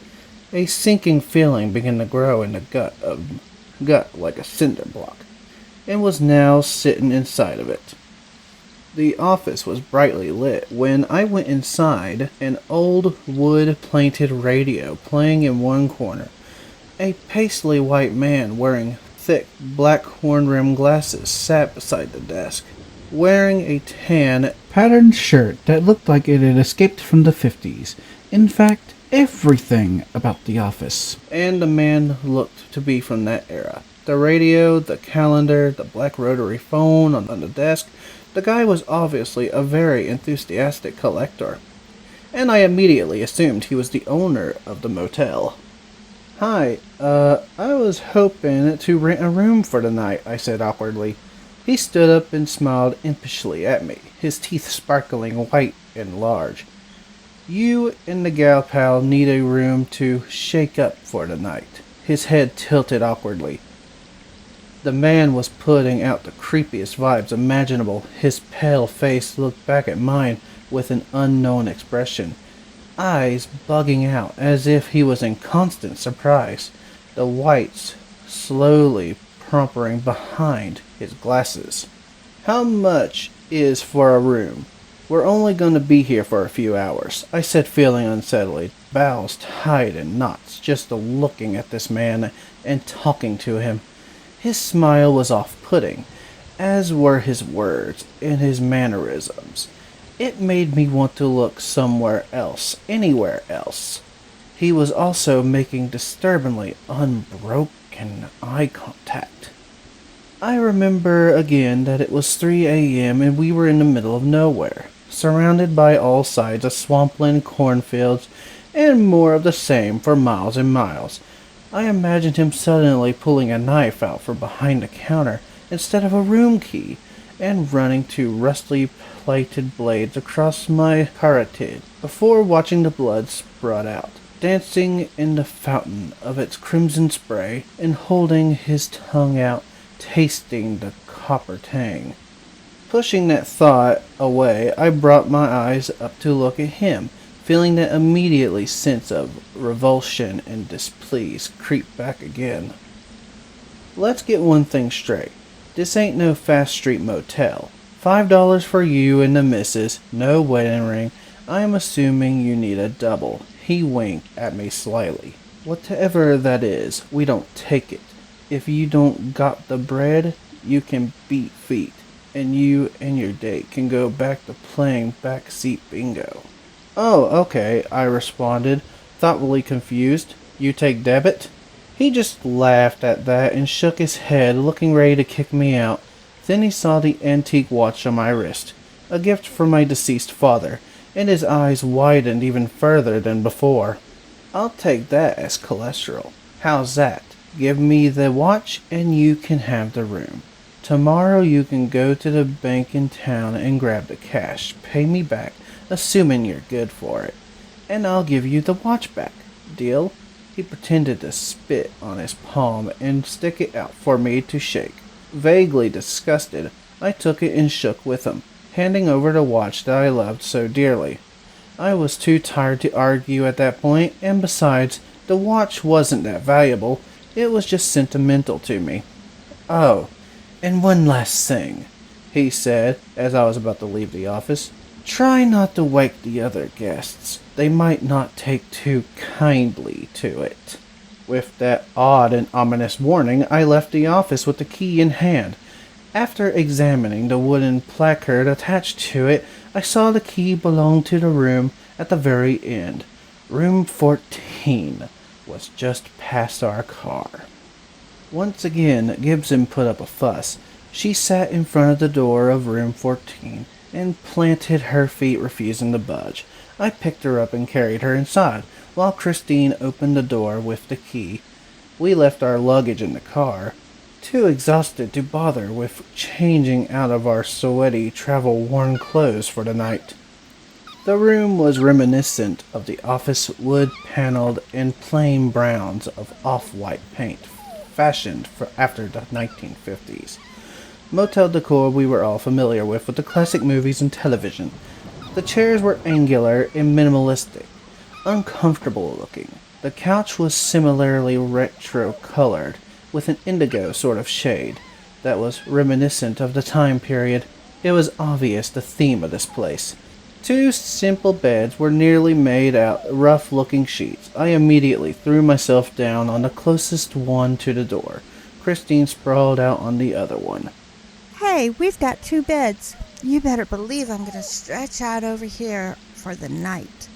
No offense. "None taken. I don't want to sleep with you either. I've got the Jimmy legs," I said jokingly. She smiled back sleepily. Well, you snore, and I'm going to sleep. I'm completely exhausted. Can you put a bowl out for Gibson? "Oh, fine," I said with mock annoyance. "Come on, Gibson, want a drink of water?" But Gibson did not seem to hear. She was sitting in front of the door of the motel, scratching at it as if she wanted to be let out. "Oh shoot, forgot to took her out for a glass before bringing her inside. Hang on, I'll be back in a minute." I took the dog outside with her leash on and led her over to the grass. I figured she would have had peed, but she didn't. She just sat there staring at the motel and whining, looking pensive and upset. "We're just spending the night, Gibby. It's not our new home or anything." That didn't seem to reassure her, and her whining only increased in pitch. She made no effort to urinate or do anything. I thought she needed to do it, so I brought her back inside. "That's weird," I thought, closing the door behind me. I thought she would sure have to go, but Christy was already fast asleep in the other bed. So I filled up a bowl of water for the dog and got into bed myself, checking the sheets quickly for any bugs or conspicuous stains. At least I couldn't find any of those. The bed was hard and the blankets were rough and abrasive, but I settled in quickly enough and turned off the lamp, plunging the room into darkness. Gibson was sitting at the door, scratching at it to be let out, and that was the last thing I remembered sleeping in the light. Absolute darkness filled the room when I heard Christine slowly breathing turned into light snoring in the bed next to me. At some point I felt the dog up on the bed and she slowly lay down next to me, her weight sinking in the mattress. As I began to fall asleep though, I heard the sound of scratching at the door and Gibson's distant whine coming from it. But then who was in the bed beside me? My mind did not consciously take to the dependency, and it registered more of a growing apprehension, which involved my dreams of consumed them with an impending terror. I slept and imagined that the room was lit dimly with a blue light streaming through the windows, and some real sensation increased as I peered over at who was lying in the bed next to me. It was a woman, a gorgeous woman with chestnut brown hair and green eyes, her lips bright red and glossy. She was gorgeous, and she was completely naked. A feeling of impotency creeped over me as I thought about my wife sleeping in the bed just next to mine. How had this woman gotten in here? I tried to say something, but I found my lips wouldn't move. As I tried to get up, I found myself incapable of moving. As I looked at the woman, paralyzed and unable to turn away, I saw her suddenly begin to age. Her skin developed sunspots, thin wrinkles, which formed around the edges of her lips and eyes, and her dimples turned into laugh lines and then creases. She was aging quickly, looking 50, then 60, 70, then 80, until she was a necrotic, gray-looking undead corpse, with flesh beginning to disintegrate and slough off in places, revealing yellow patches of fat, glimpses of the bone beneath. I tried to scream, horrified, but once again I was unable to open my mouth. I tried to scramble off the bed to get away, but couldn't move an inch. I was completely paralyzed. She smiled widely at me, seeming not to notice my horror, and leaned in for a kiss. Her black rotten tongue stuck out, passionately French kissed me. I could not turn away as much as I tried. Her decaying, sloppy, wet, dead flesh made contact with mine as it embraced me. "Enough!" came a voice suddenly from the doorway, familiar voice of the motel owner. I shot up awake instantly, shaking. I moved away from the side of the bed, where I felt the weight of someone lying next to me. Looking at the bed, I expected to see a dead woman, but only saw blackness. Darkness filled the room as such moonless night. There was no light with to see, blatant but my racing, panic-stricken mind. Gibson was growling lowly in her throat at the door. Confirming my unease, unsettled, I reached beside me, feeling for the lamp on the table next to my bed. I groped for it blindly, unable to find the switch to turn it on. My trembling hands was feeling blindly, desperately for it. Finally, I found a light with my hand and pushed it into the little peg to turn on the lamp. What I saw in the next brief moment will haunt me until the end of my days. But as soon as the light went on, just as quickly it switched off again. A loud popping sound indicated the light bulb had burned out. In that brief flash of light, before the bulb gave out its life, I saw the face of death beside me. The woman from my dream, skin sloughing off, dead and aged like a corpse in a grave, was lying in the bed beside me. Maggots were falling off of her, littering the sheets, crawling and squirming onto me. Fat black flies were buzzing all over the room. As she opened her mouth to speak and move came flying out at me from inside her lipstick-smeared maw. The darkness was total once again. When the light burned out, I fell from the bed, landing hard on the floor. In my attempt to get away from the woman, I ran into the door and flipped on the light switch, or tried to, but there was nothing there. No switch, no door, nothing. I heard the sound of her getting out of bed, with old springs squeaking as she stood to her feet, and then she began to walk towards me, the sound of her footfalls audibly putting closer in the pitch-black room. As she drew near, the hair stood up on the back of my neck, and I screamed, more afraid than I had ever been in my life. I don't know what might have happened, if not for the rising of the sun at just that moment in time. A faint light creeped through the windows, impenetrably at first, then just enough to make out the features of the dead woman. When the light lit her face, she began to flake away like ash.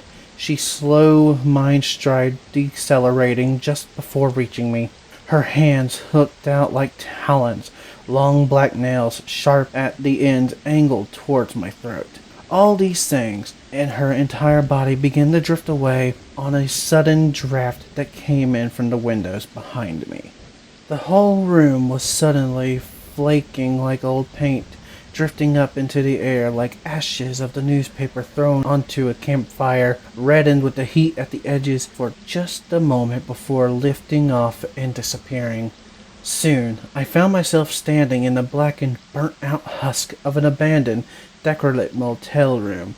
The roof was sinking perilously down in the middle, looking like it could have fallen in at any second. There was no dead woman anymore, as she just disappeared in the morning wind.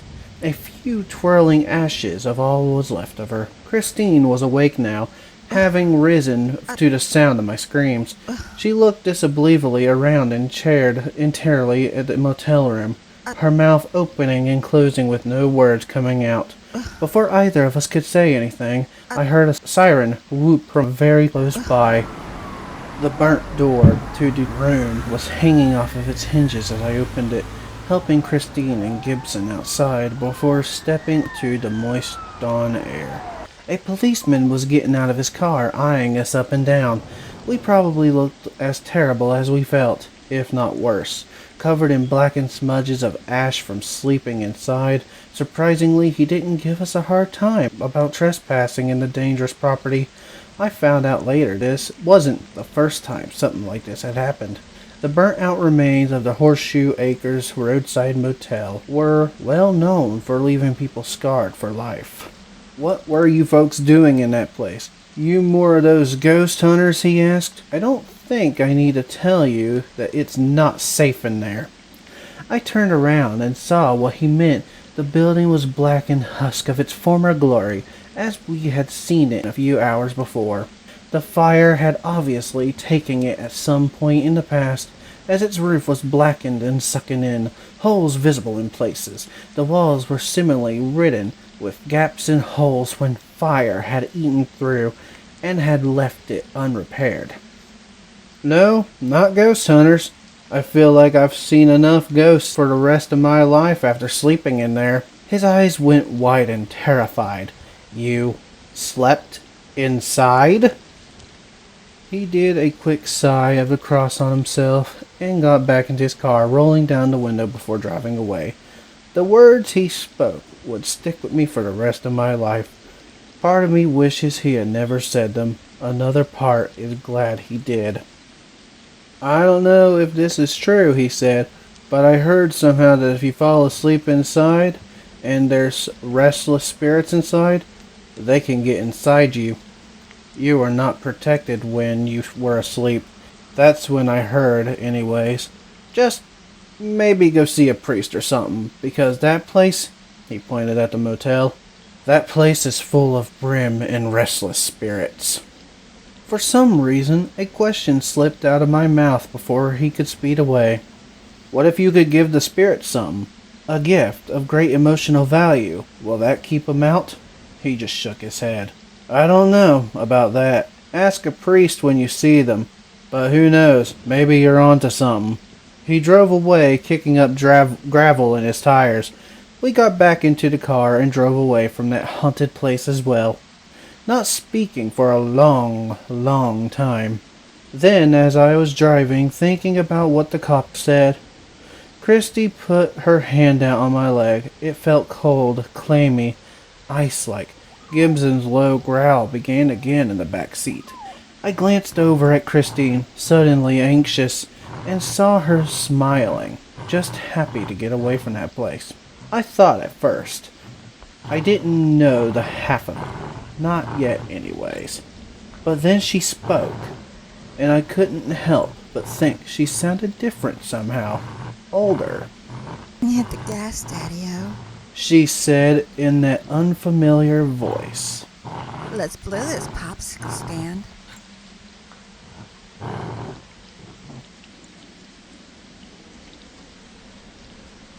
Well, the festive horror continues now, with another story featuring me, alongside Musie's Modern Dreadfuls and the Savage Patch Kid. This is another story by Jordan Grupe, and this one is called My Wife and I Moved into an Old Farmhouse. The basement is possessed.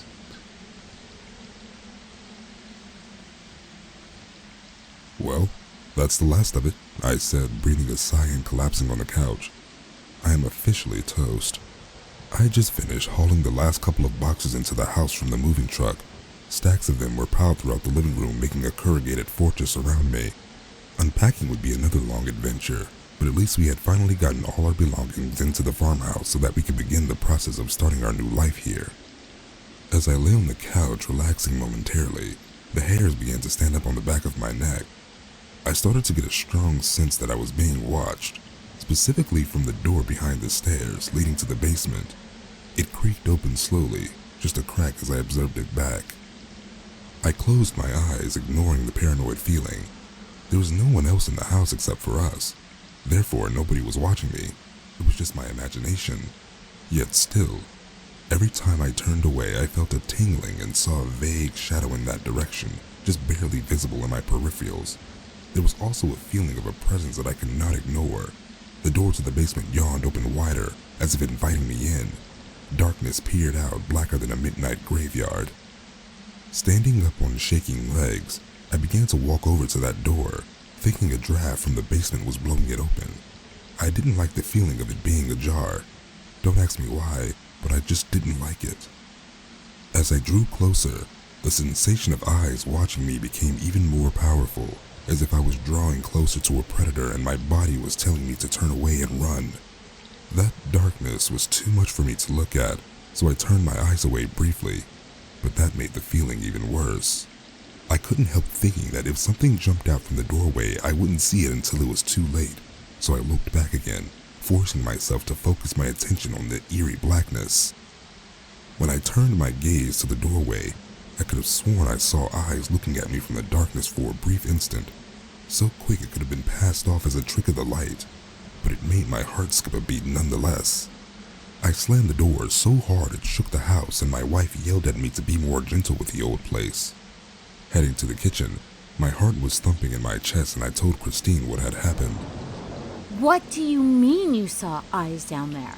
There was somebody in the basement? We need to call the cops. Hang on. I was trying to decide if my overtired brain had imagined it. I thought I'd seen something, but the more I considered it, the less likely it seemed. It could have been my eyes playing tricks on me. I'll grab a flashlight and take a look. No, you can't. It's too dangerous.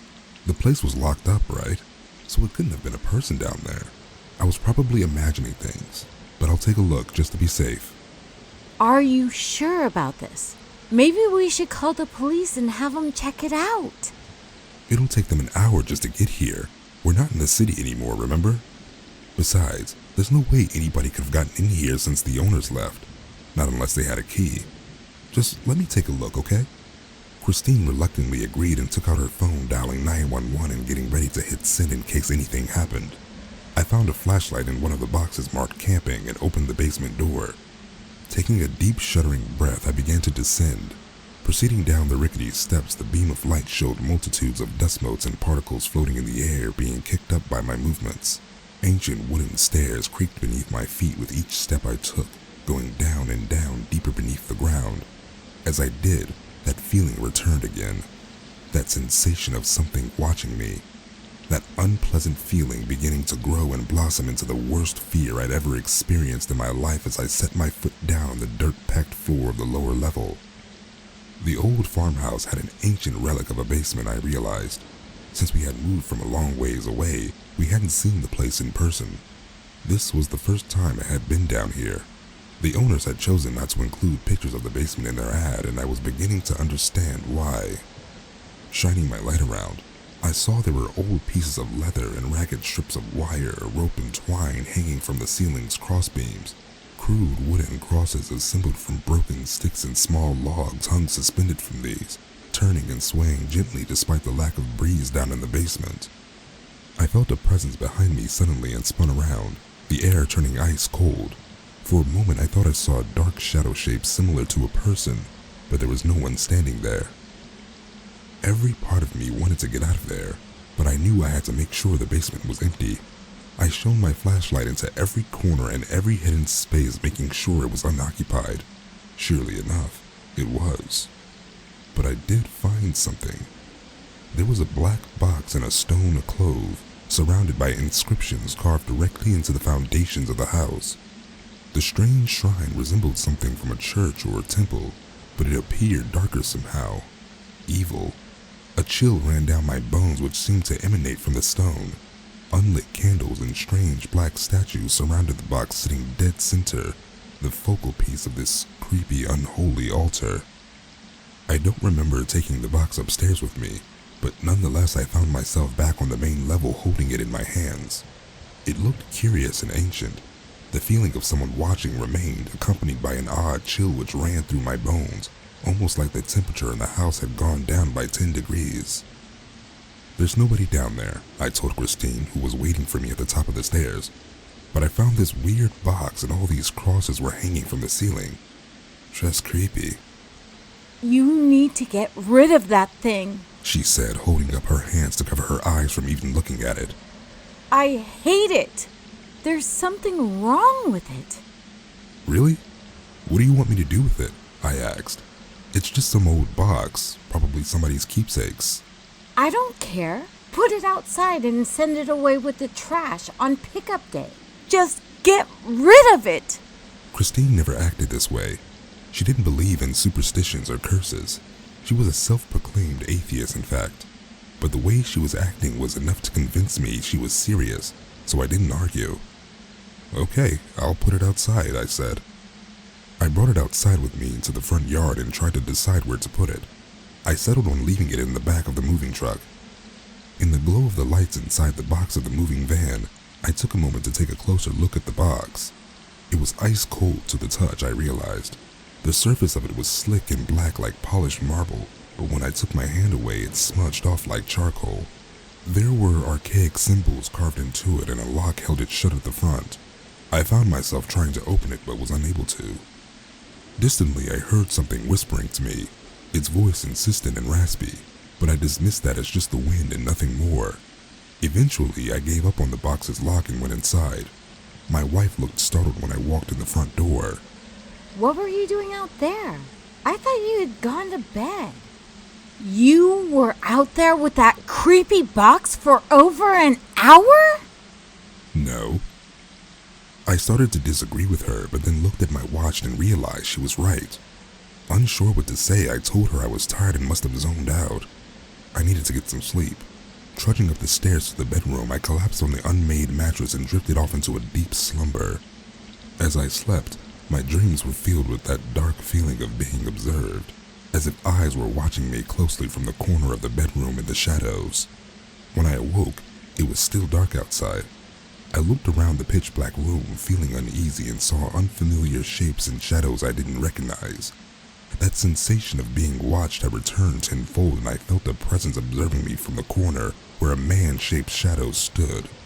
Running over to the door, I went to turn on the light switch. I flicked it to the on position, but the light didn't turn on. The room remained stubbornly dark. My heart was pounding as I felt that presence staring at me in the room. I wanted more than anything to turn on the lights, but they wouldn't go on. For some reason, I found myself going back to bed instead of fleeing the room, terrified as I was. I found myself lying back down in bed, tucking myself back in under the covers and staring at the thing in the corner as it watched me. That dark, unrecognizable shape in the corner of the bedroom began to move towards me, the shadow shape of a person reaching out for me, coming for me. I tried to move, but found myself paralyzed and unable. I tried to scream, but couldn't. I woke up panting, covered in cold sweat, and realized I had dreamt the whole thing. The shape in the corner of the room had revealed itself in the morning light, and I saw it was in fact a stack of boxes with coats draped over the top of it. It was barely sunrise outside, and Christine was in bed next to me. She bolted upright, looking startled, and asked what had happened. I had a horrible dream. It felt so real. You know those waking nightmares when you feel as if you're up and walking around after being asleep only to realize you were out the whole time? My wife didn't answer. Her eyes were fixed on something across the room. She was looking at the dresser and her jaw was hanging down. What is that thing doing in here? I told you to get rid of it, and you brought it up here and opened it instead? She was pointing at something, and I followed her gaze to see the black box from the basement was on the bureau. It was open, but I had no memory of doing that. What the hell? I didn't do that, and I definitely didn't open it. Did I? You're telling me you don't remember bringing that box in here and opening it? No, and it was locked. I couldn't have opened it. Just get it out of here! I don't want to look at it anymore, okay? Bring it to the dump or something. Just get it out of the house and far away from here. I went over to the dresser and saw the open box was filled with strange items. A lock of hair, a charred piece of clothing, a cross, and other burnt pieces. There was a powerful odor coming from it as well, unlike anything I'd ever come across. The stench was unpleasant and burnt my nostrils as I drew closer. This is impossible. I know I didn't bring this in here. It's cursed or something. Just get it out of the house. Please. My wife was more upset than I'd ever seen her, so I put on my clothes and took the box out to the car with me. I didn't know where the local dump was exactly, but I figured I would go look for it. As I neared the town, I saw an antique shop at the side of the road and pulled over on a whim. I wondered if the owner would be interested in taking the box off my hands, or if he could at least tell me what it was. The bell above the door rang as I entered, and a man came out from the back room polishing a brass candelabra with a rag. Good morning, he said in a friendly voice. How can I help? He stopped speaking abruptly when he saw what was in my hands. The candelabra fell to the floor with a loud clang, and he began to visibly shake as he raised his finger to point at the box. Do you recognize this? I asked. Where did you find that thing? We just moved in up the road, my wife and I. I was in the basement of the old farmhouse up the street. I moved towards him with my hands out to shake his hand and saw that my fingers were smudged black with the box's darkness. He backed away, slamming into the wall behind him and sending a framed photo crashing to the floor, the glass shattering loudly. Don't touch me. Don't touch anything. Just get out. Get out and put that thing back where you found it. If you do anything else with it, you will never get your life back. You should never have taken it from its resting place. You should never have come here. I backed away from him, terrified even more than before, especially now that I knew others were aware of the dark powers this box contained. Whatever it was not meant to be moved. Its resting place was of extreme importance. Maybe that was why the house had been so cheap. It came with a cursed basement. The man began to throw things at me, shouting in a foreign language I didn't recognize, then speaking harshly in English, telling me to leave and never come back. He spoke in prayer-like incantations and made the sign of the cross over and over again. I stumbled out to my car and started the engine, driving back towards the farmhouse, wishing we'd never purchased the place. When I pulled up outside the farmhouse, I tried to decide what to say to my wife. How would I explain to her that the box couldn't be moved? Maybe if we just left it in the basement, the presence would leave us alone. I decided I would just try to sneak it in and put it back in the basement without her noticing. I would explain it to her later, or at least try to. The important thing now seemed to be to return it to its proper place before something really terrible happened. Going back inside the house quietly, I closed the front door behind me as softly as I could and glanced up the stairs. The light was off in the bedroom, so I assumed Christine would still be up there. I went to the basement door and opened it quietly, being careful not to make too much noise in case Christine had gone back to sleep again upstairs. I began heading down into the darkness beneath the house. I was holding the box carefully in my hands like a live bomb since I wasn't sure what would happen if I dropped it or did anything wrong. Each creaking stair made my heart hammer faster as I trod down towards the dirt floor of the basement. Finally, I set foot down there and looked around, seeing only shadows. The light from upstairs was dim, and it was the only source I had to see by. My phone was in my pocket, and I kept it there, thinking I would only be down there for a few moments. Walking across the blackened space towards the alcove which had housed the black box, I began to feel watched again. It was only then that I noticed that sensation had been gone for a while as I drove to the antique store and back again. Whatever had been with the box watching me had not stayed inside after the thing had opened. It had stayed in the house, with my wife. A loud bang came from the top of the stairs and the entire basement went completely pitch black in an instant. I realized the door had been slammed shut and I figured Christine had closed it. Maybe she didn't realize I was home. I began to fumble for the cell phone in my pocket, needing a bit of light to feel safe down in this terrifying basement, but before I could grab it, something attacked me. The shrieking wail it made was inhuman and full of rage. It swiped at me with sharp claws in the darkness as I rolled and ducked away from it, trying to escape. I threw the box down to the floor, hoping to get away. As I got up, I hit my head on a dangling wooden cross and nearly got wrapped up in the twine which suspended it from the ceiling. Stumbling, I tried to find my way to the stairs, screaming for my wife to help me. She didn't answer. A moment later, the thing came at me again.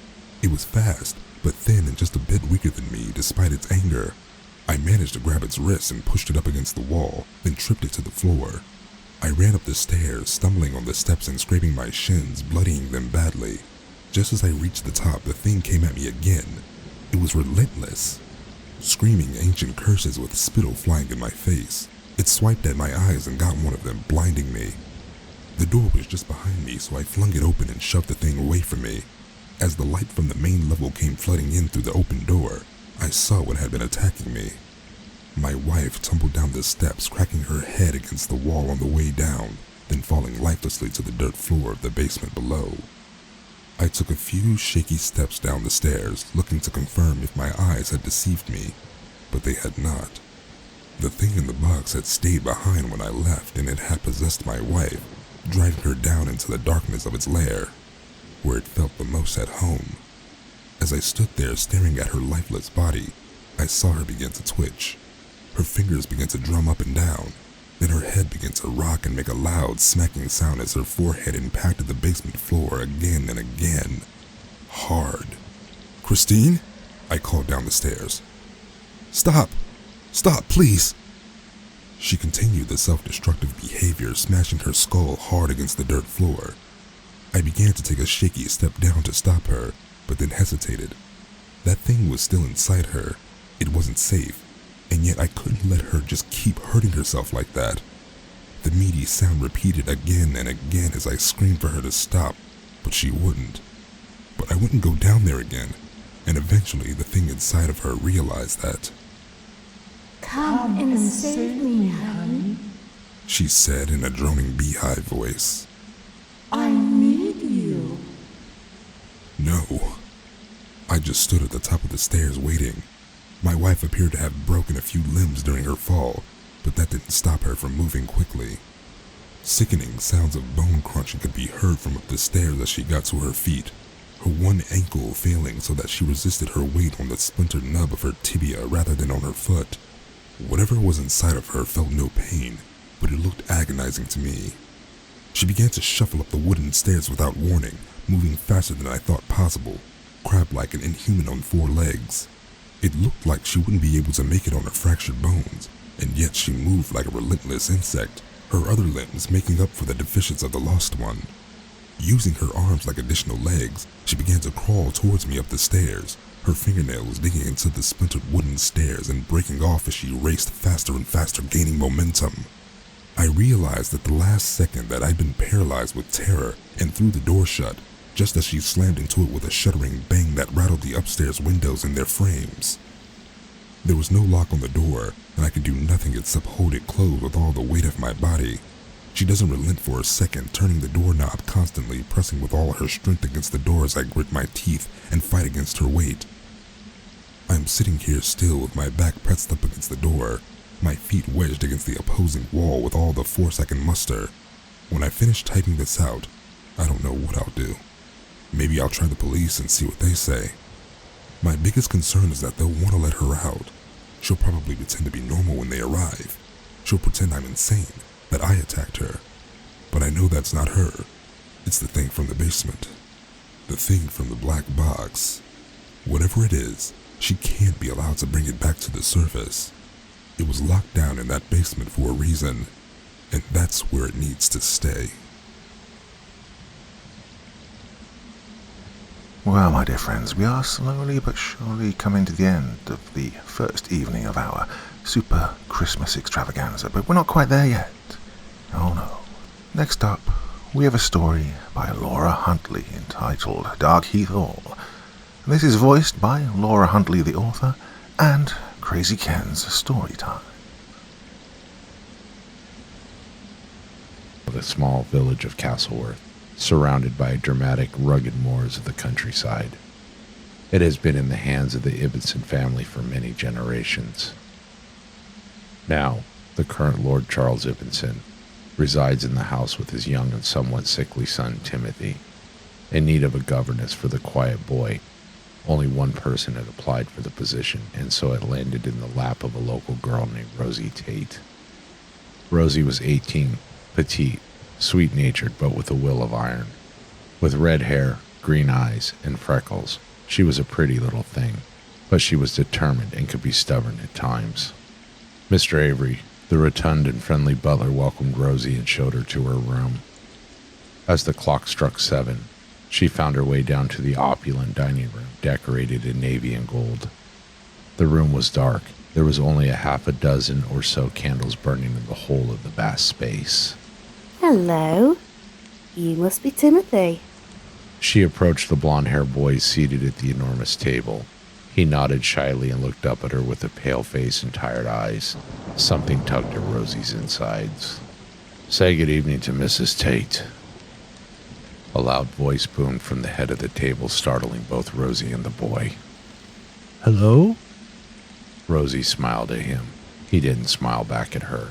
He appeared forlorn and afraid. I'm sorry, sir. I did not see you there. "Please be seated, Mrs. Tate." You can call me Rosie. "Please be seated, Miss Tate." Rosie blushed and sat down, taking a moment to compose herself after his reprimand. It's a pleasure to meet you, Lord Ibbotson. He nodded with indifference but did not reply. Mr. Avery entered the room and placed a dish of chicken and vegetables in front of her, and left the room. Are you not joining us for supper, sir? "The boy and I have dined. Timothy is going to bed now, and I have work to do in my study. You may begin the lessons in the morning." Lord Charles stood and walked through the room. The flickering of the candlelight revealed that one half of his face had been badly burnt. Timothy followed his father out, head down and walking slowly. Rosie was left alone, realizing that her appetite was non-existent. In the middle of the night, a violent storm rolled over the top of the moors, and Rosie slept fitfully. She awoke with the start as lightning cracked through the sky and fully illuminated her room. A woman stood at the foot of her bed, silent and still, as the storm raged outside. She was beautiful, the kind of beauty one might see in a gallery painting. Perfection in a scarlet silk dress. Hello? With another bolt of lightning, the woman had gone, vanished into thin air. Rosie got out of bed and went to find Lord Charles in his study. She knocked upon the huge door, eager to inquire about her surprised visitor, though her hand was trembling against the wood. "Enter," he sounded eternally enraged to Rosie's ears. I apologize for troubling you, sir, but there was someone in my room just now. "Preposterous, Miss Tate," he responded, not even looking up from the papers he was busy signing. His inattention irked Rosie. Forgive me, sir, but I am not a fool. There was a dark-haired lady in my bedroom.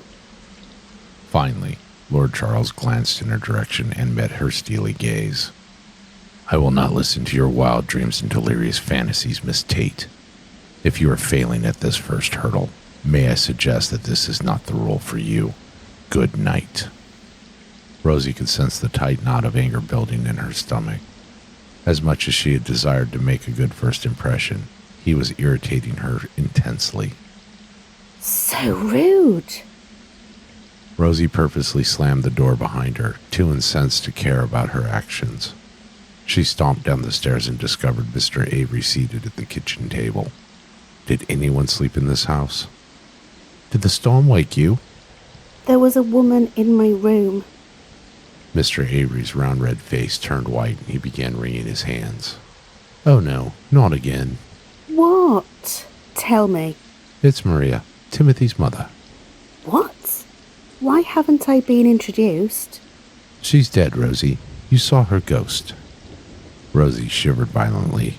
Goosebumps raced up her ivory skin. Mr. Avery, what happened? I need to know. He sighed heavily and closed his eyes. "Oh my, it's a bitter tale. Maria quite lost her mind in the end. Charles said he would take Timothy away, and that was the tipping point. She set fire to the east wing. Charles had to rescue the boy, and you've seen his face. Maria died and her spirit comes back. When she does, Timothy falls ill. I think she wants him to die so they can be together again." Rosie's hands were wet. She had no idea that she'd been crying. Tears splashed down her face. Rosie, with a flash of fire in her green eyes, responded. Well, not on my watch. She kept Timothy close all day. They read poetry and studied French. Rosie could feel the suffocating presence of Maria in the day room.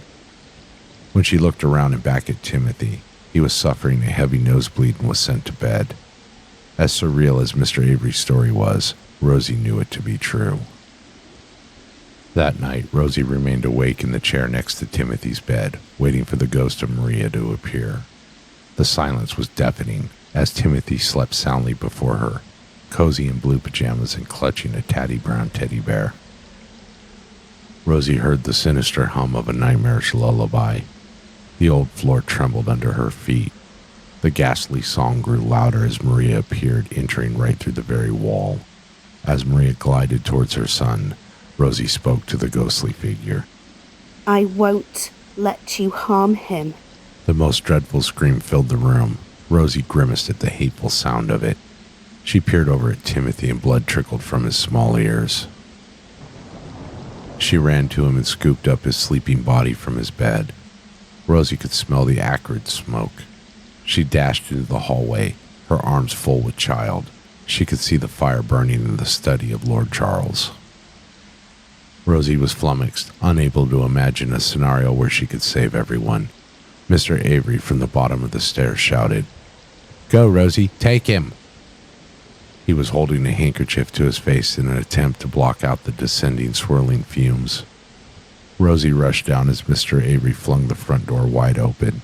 But there was Maria, her arms outstretched, ready to take her child. Rosie screamed. No, you can't have him. The staircase was quickly set alight. Lord Charles could not be saved now, and Timothy would be an orphan. She's just a ghost, Rosie whispered to herself as she closed her eyes and stepped right through Maria's shimmering frame. Mama? Timothy murmured in his sleep. Hush. No, it's Rosie. You're safe. You're safe. You're safe. Rosie could feel Maria inside of her somehow. Maria's wicked laugh reverberated against her spine. Although she vowed to always keep the boy safe, Rosie knew she would never be the same again. And now the time has come to round off this evening's entertainment. This is a short story read by yours truly, and it's entitled The Scrap Demon.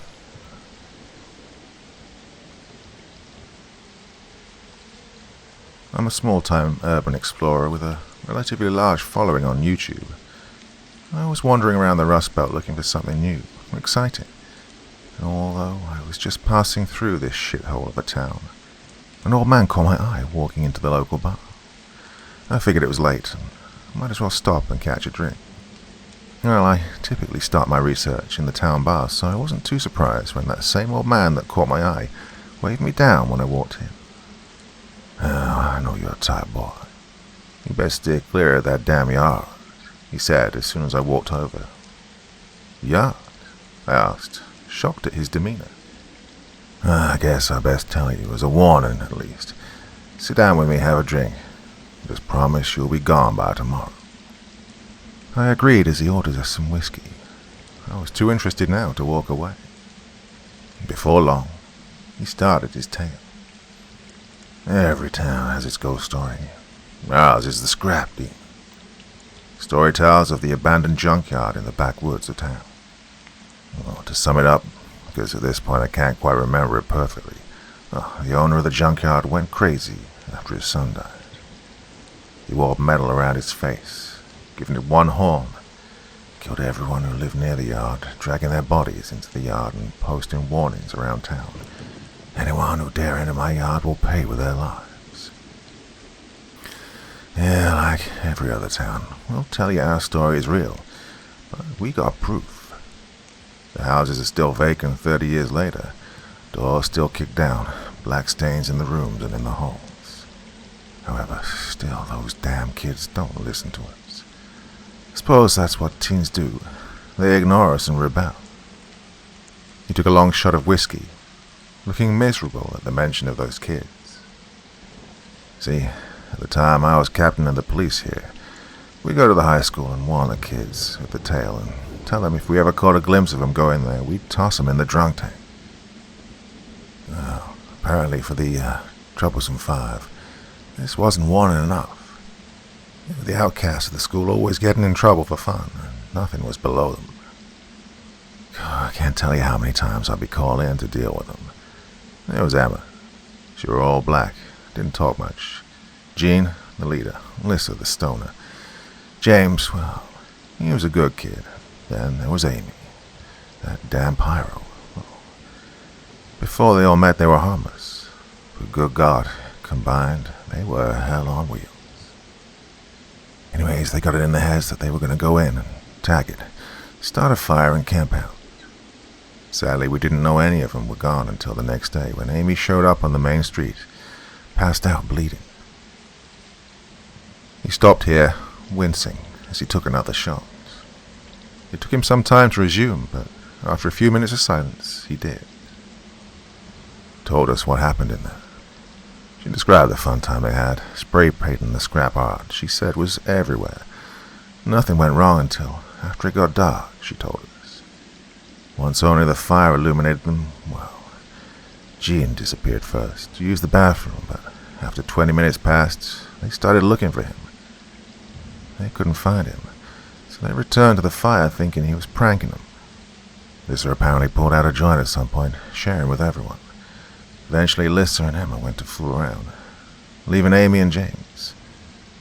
4 minutes passed, and screaming could be heard. Amy and James ran to see Jean on a hook hanging from a scrap tree. There he stood, the demon over Lissa's headless body. Emma, shocked, frozen, turned to Amy before she was impaled by the horn of the demon. Amy and James bolted. They didn't get far before Amy got a makeshift sword in her leg. James pulled it out and told her to run. And well, the rest was a blur for her. Loud banging barbed wire. Sun rose, and she reached the town and passed out. He paused. Well, after she got home, she killed herself.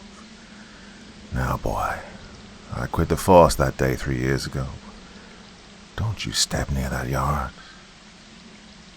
I was shocked and interested. God, I wish I'd listened to that old man in that bar. But I wouldn't be writing this if I had. I entered the yard the next day. Apparently the cops never entered the yard to find the bodies because as soon as I'd entered, I saw a spine on a hook hanging from a tree made of twisted metal. It was massive. I saw the area where the kids had made the fire. And beside the fire was a chair. It looked harmless at first, until I saw there was a face in the leather. I dropped my camera and threw up. Stood up, walked over to the chair. Without thought, I heard my camera get crushed behind me, and I spun around. A few feet away stood a 6'6" man. No, mountain of a man with metal visibly inside him. Twisted around him, a demonic mask. Its jaw hung open. It had a horn on its head. I'd never seen a monster as terrifying as him. I was frozen. He walked up to me and lodged a hook into my lower back. He dragged me through broken glass and twisted metal. Before I knew it, I was in some kind of underground workshop. There was a corpse of a much smaller scrap demon in the corner. Oh, I don't know why, but it let me crawl away. Well, I'll never walk again, but even if I could, I'll never go exploring abandoned places again.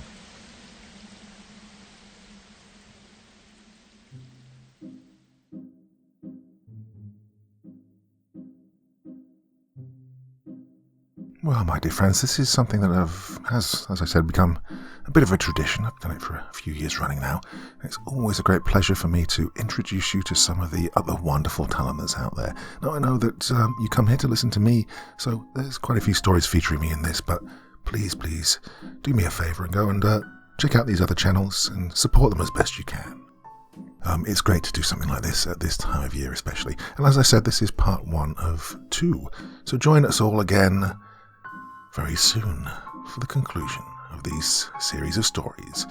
Till the next time, my dear friends, very, very sweet dreams, and bye-bye.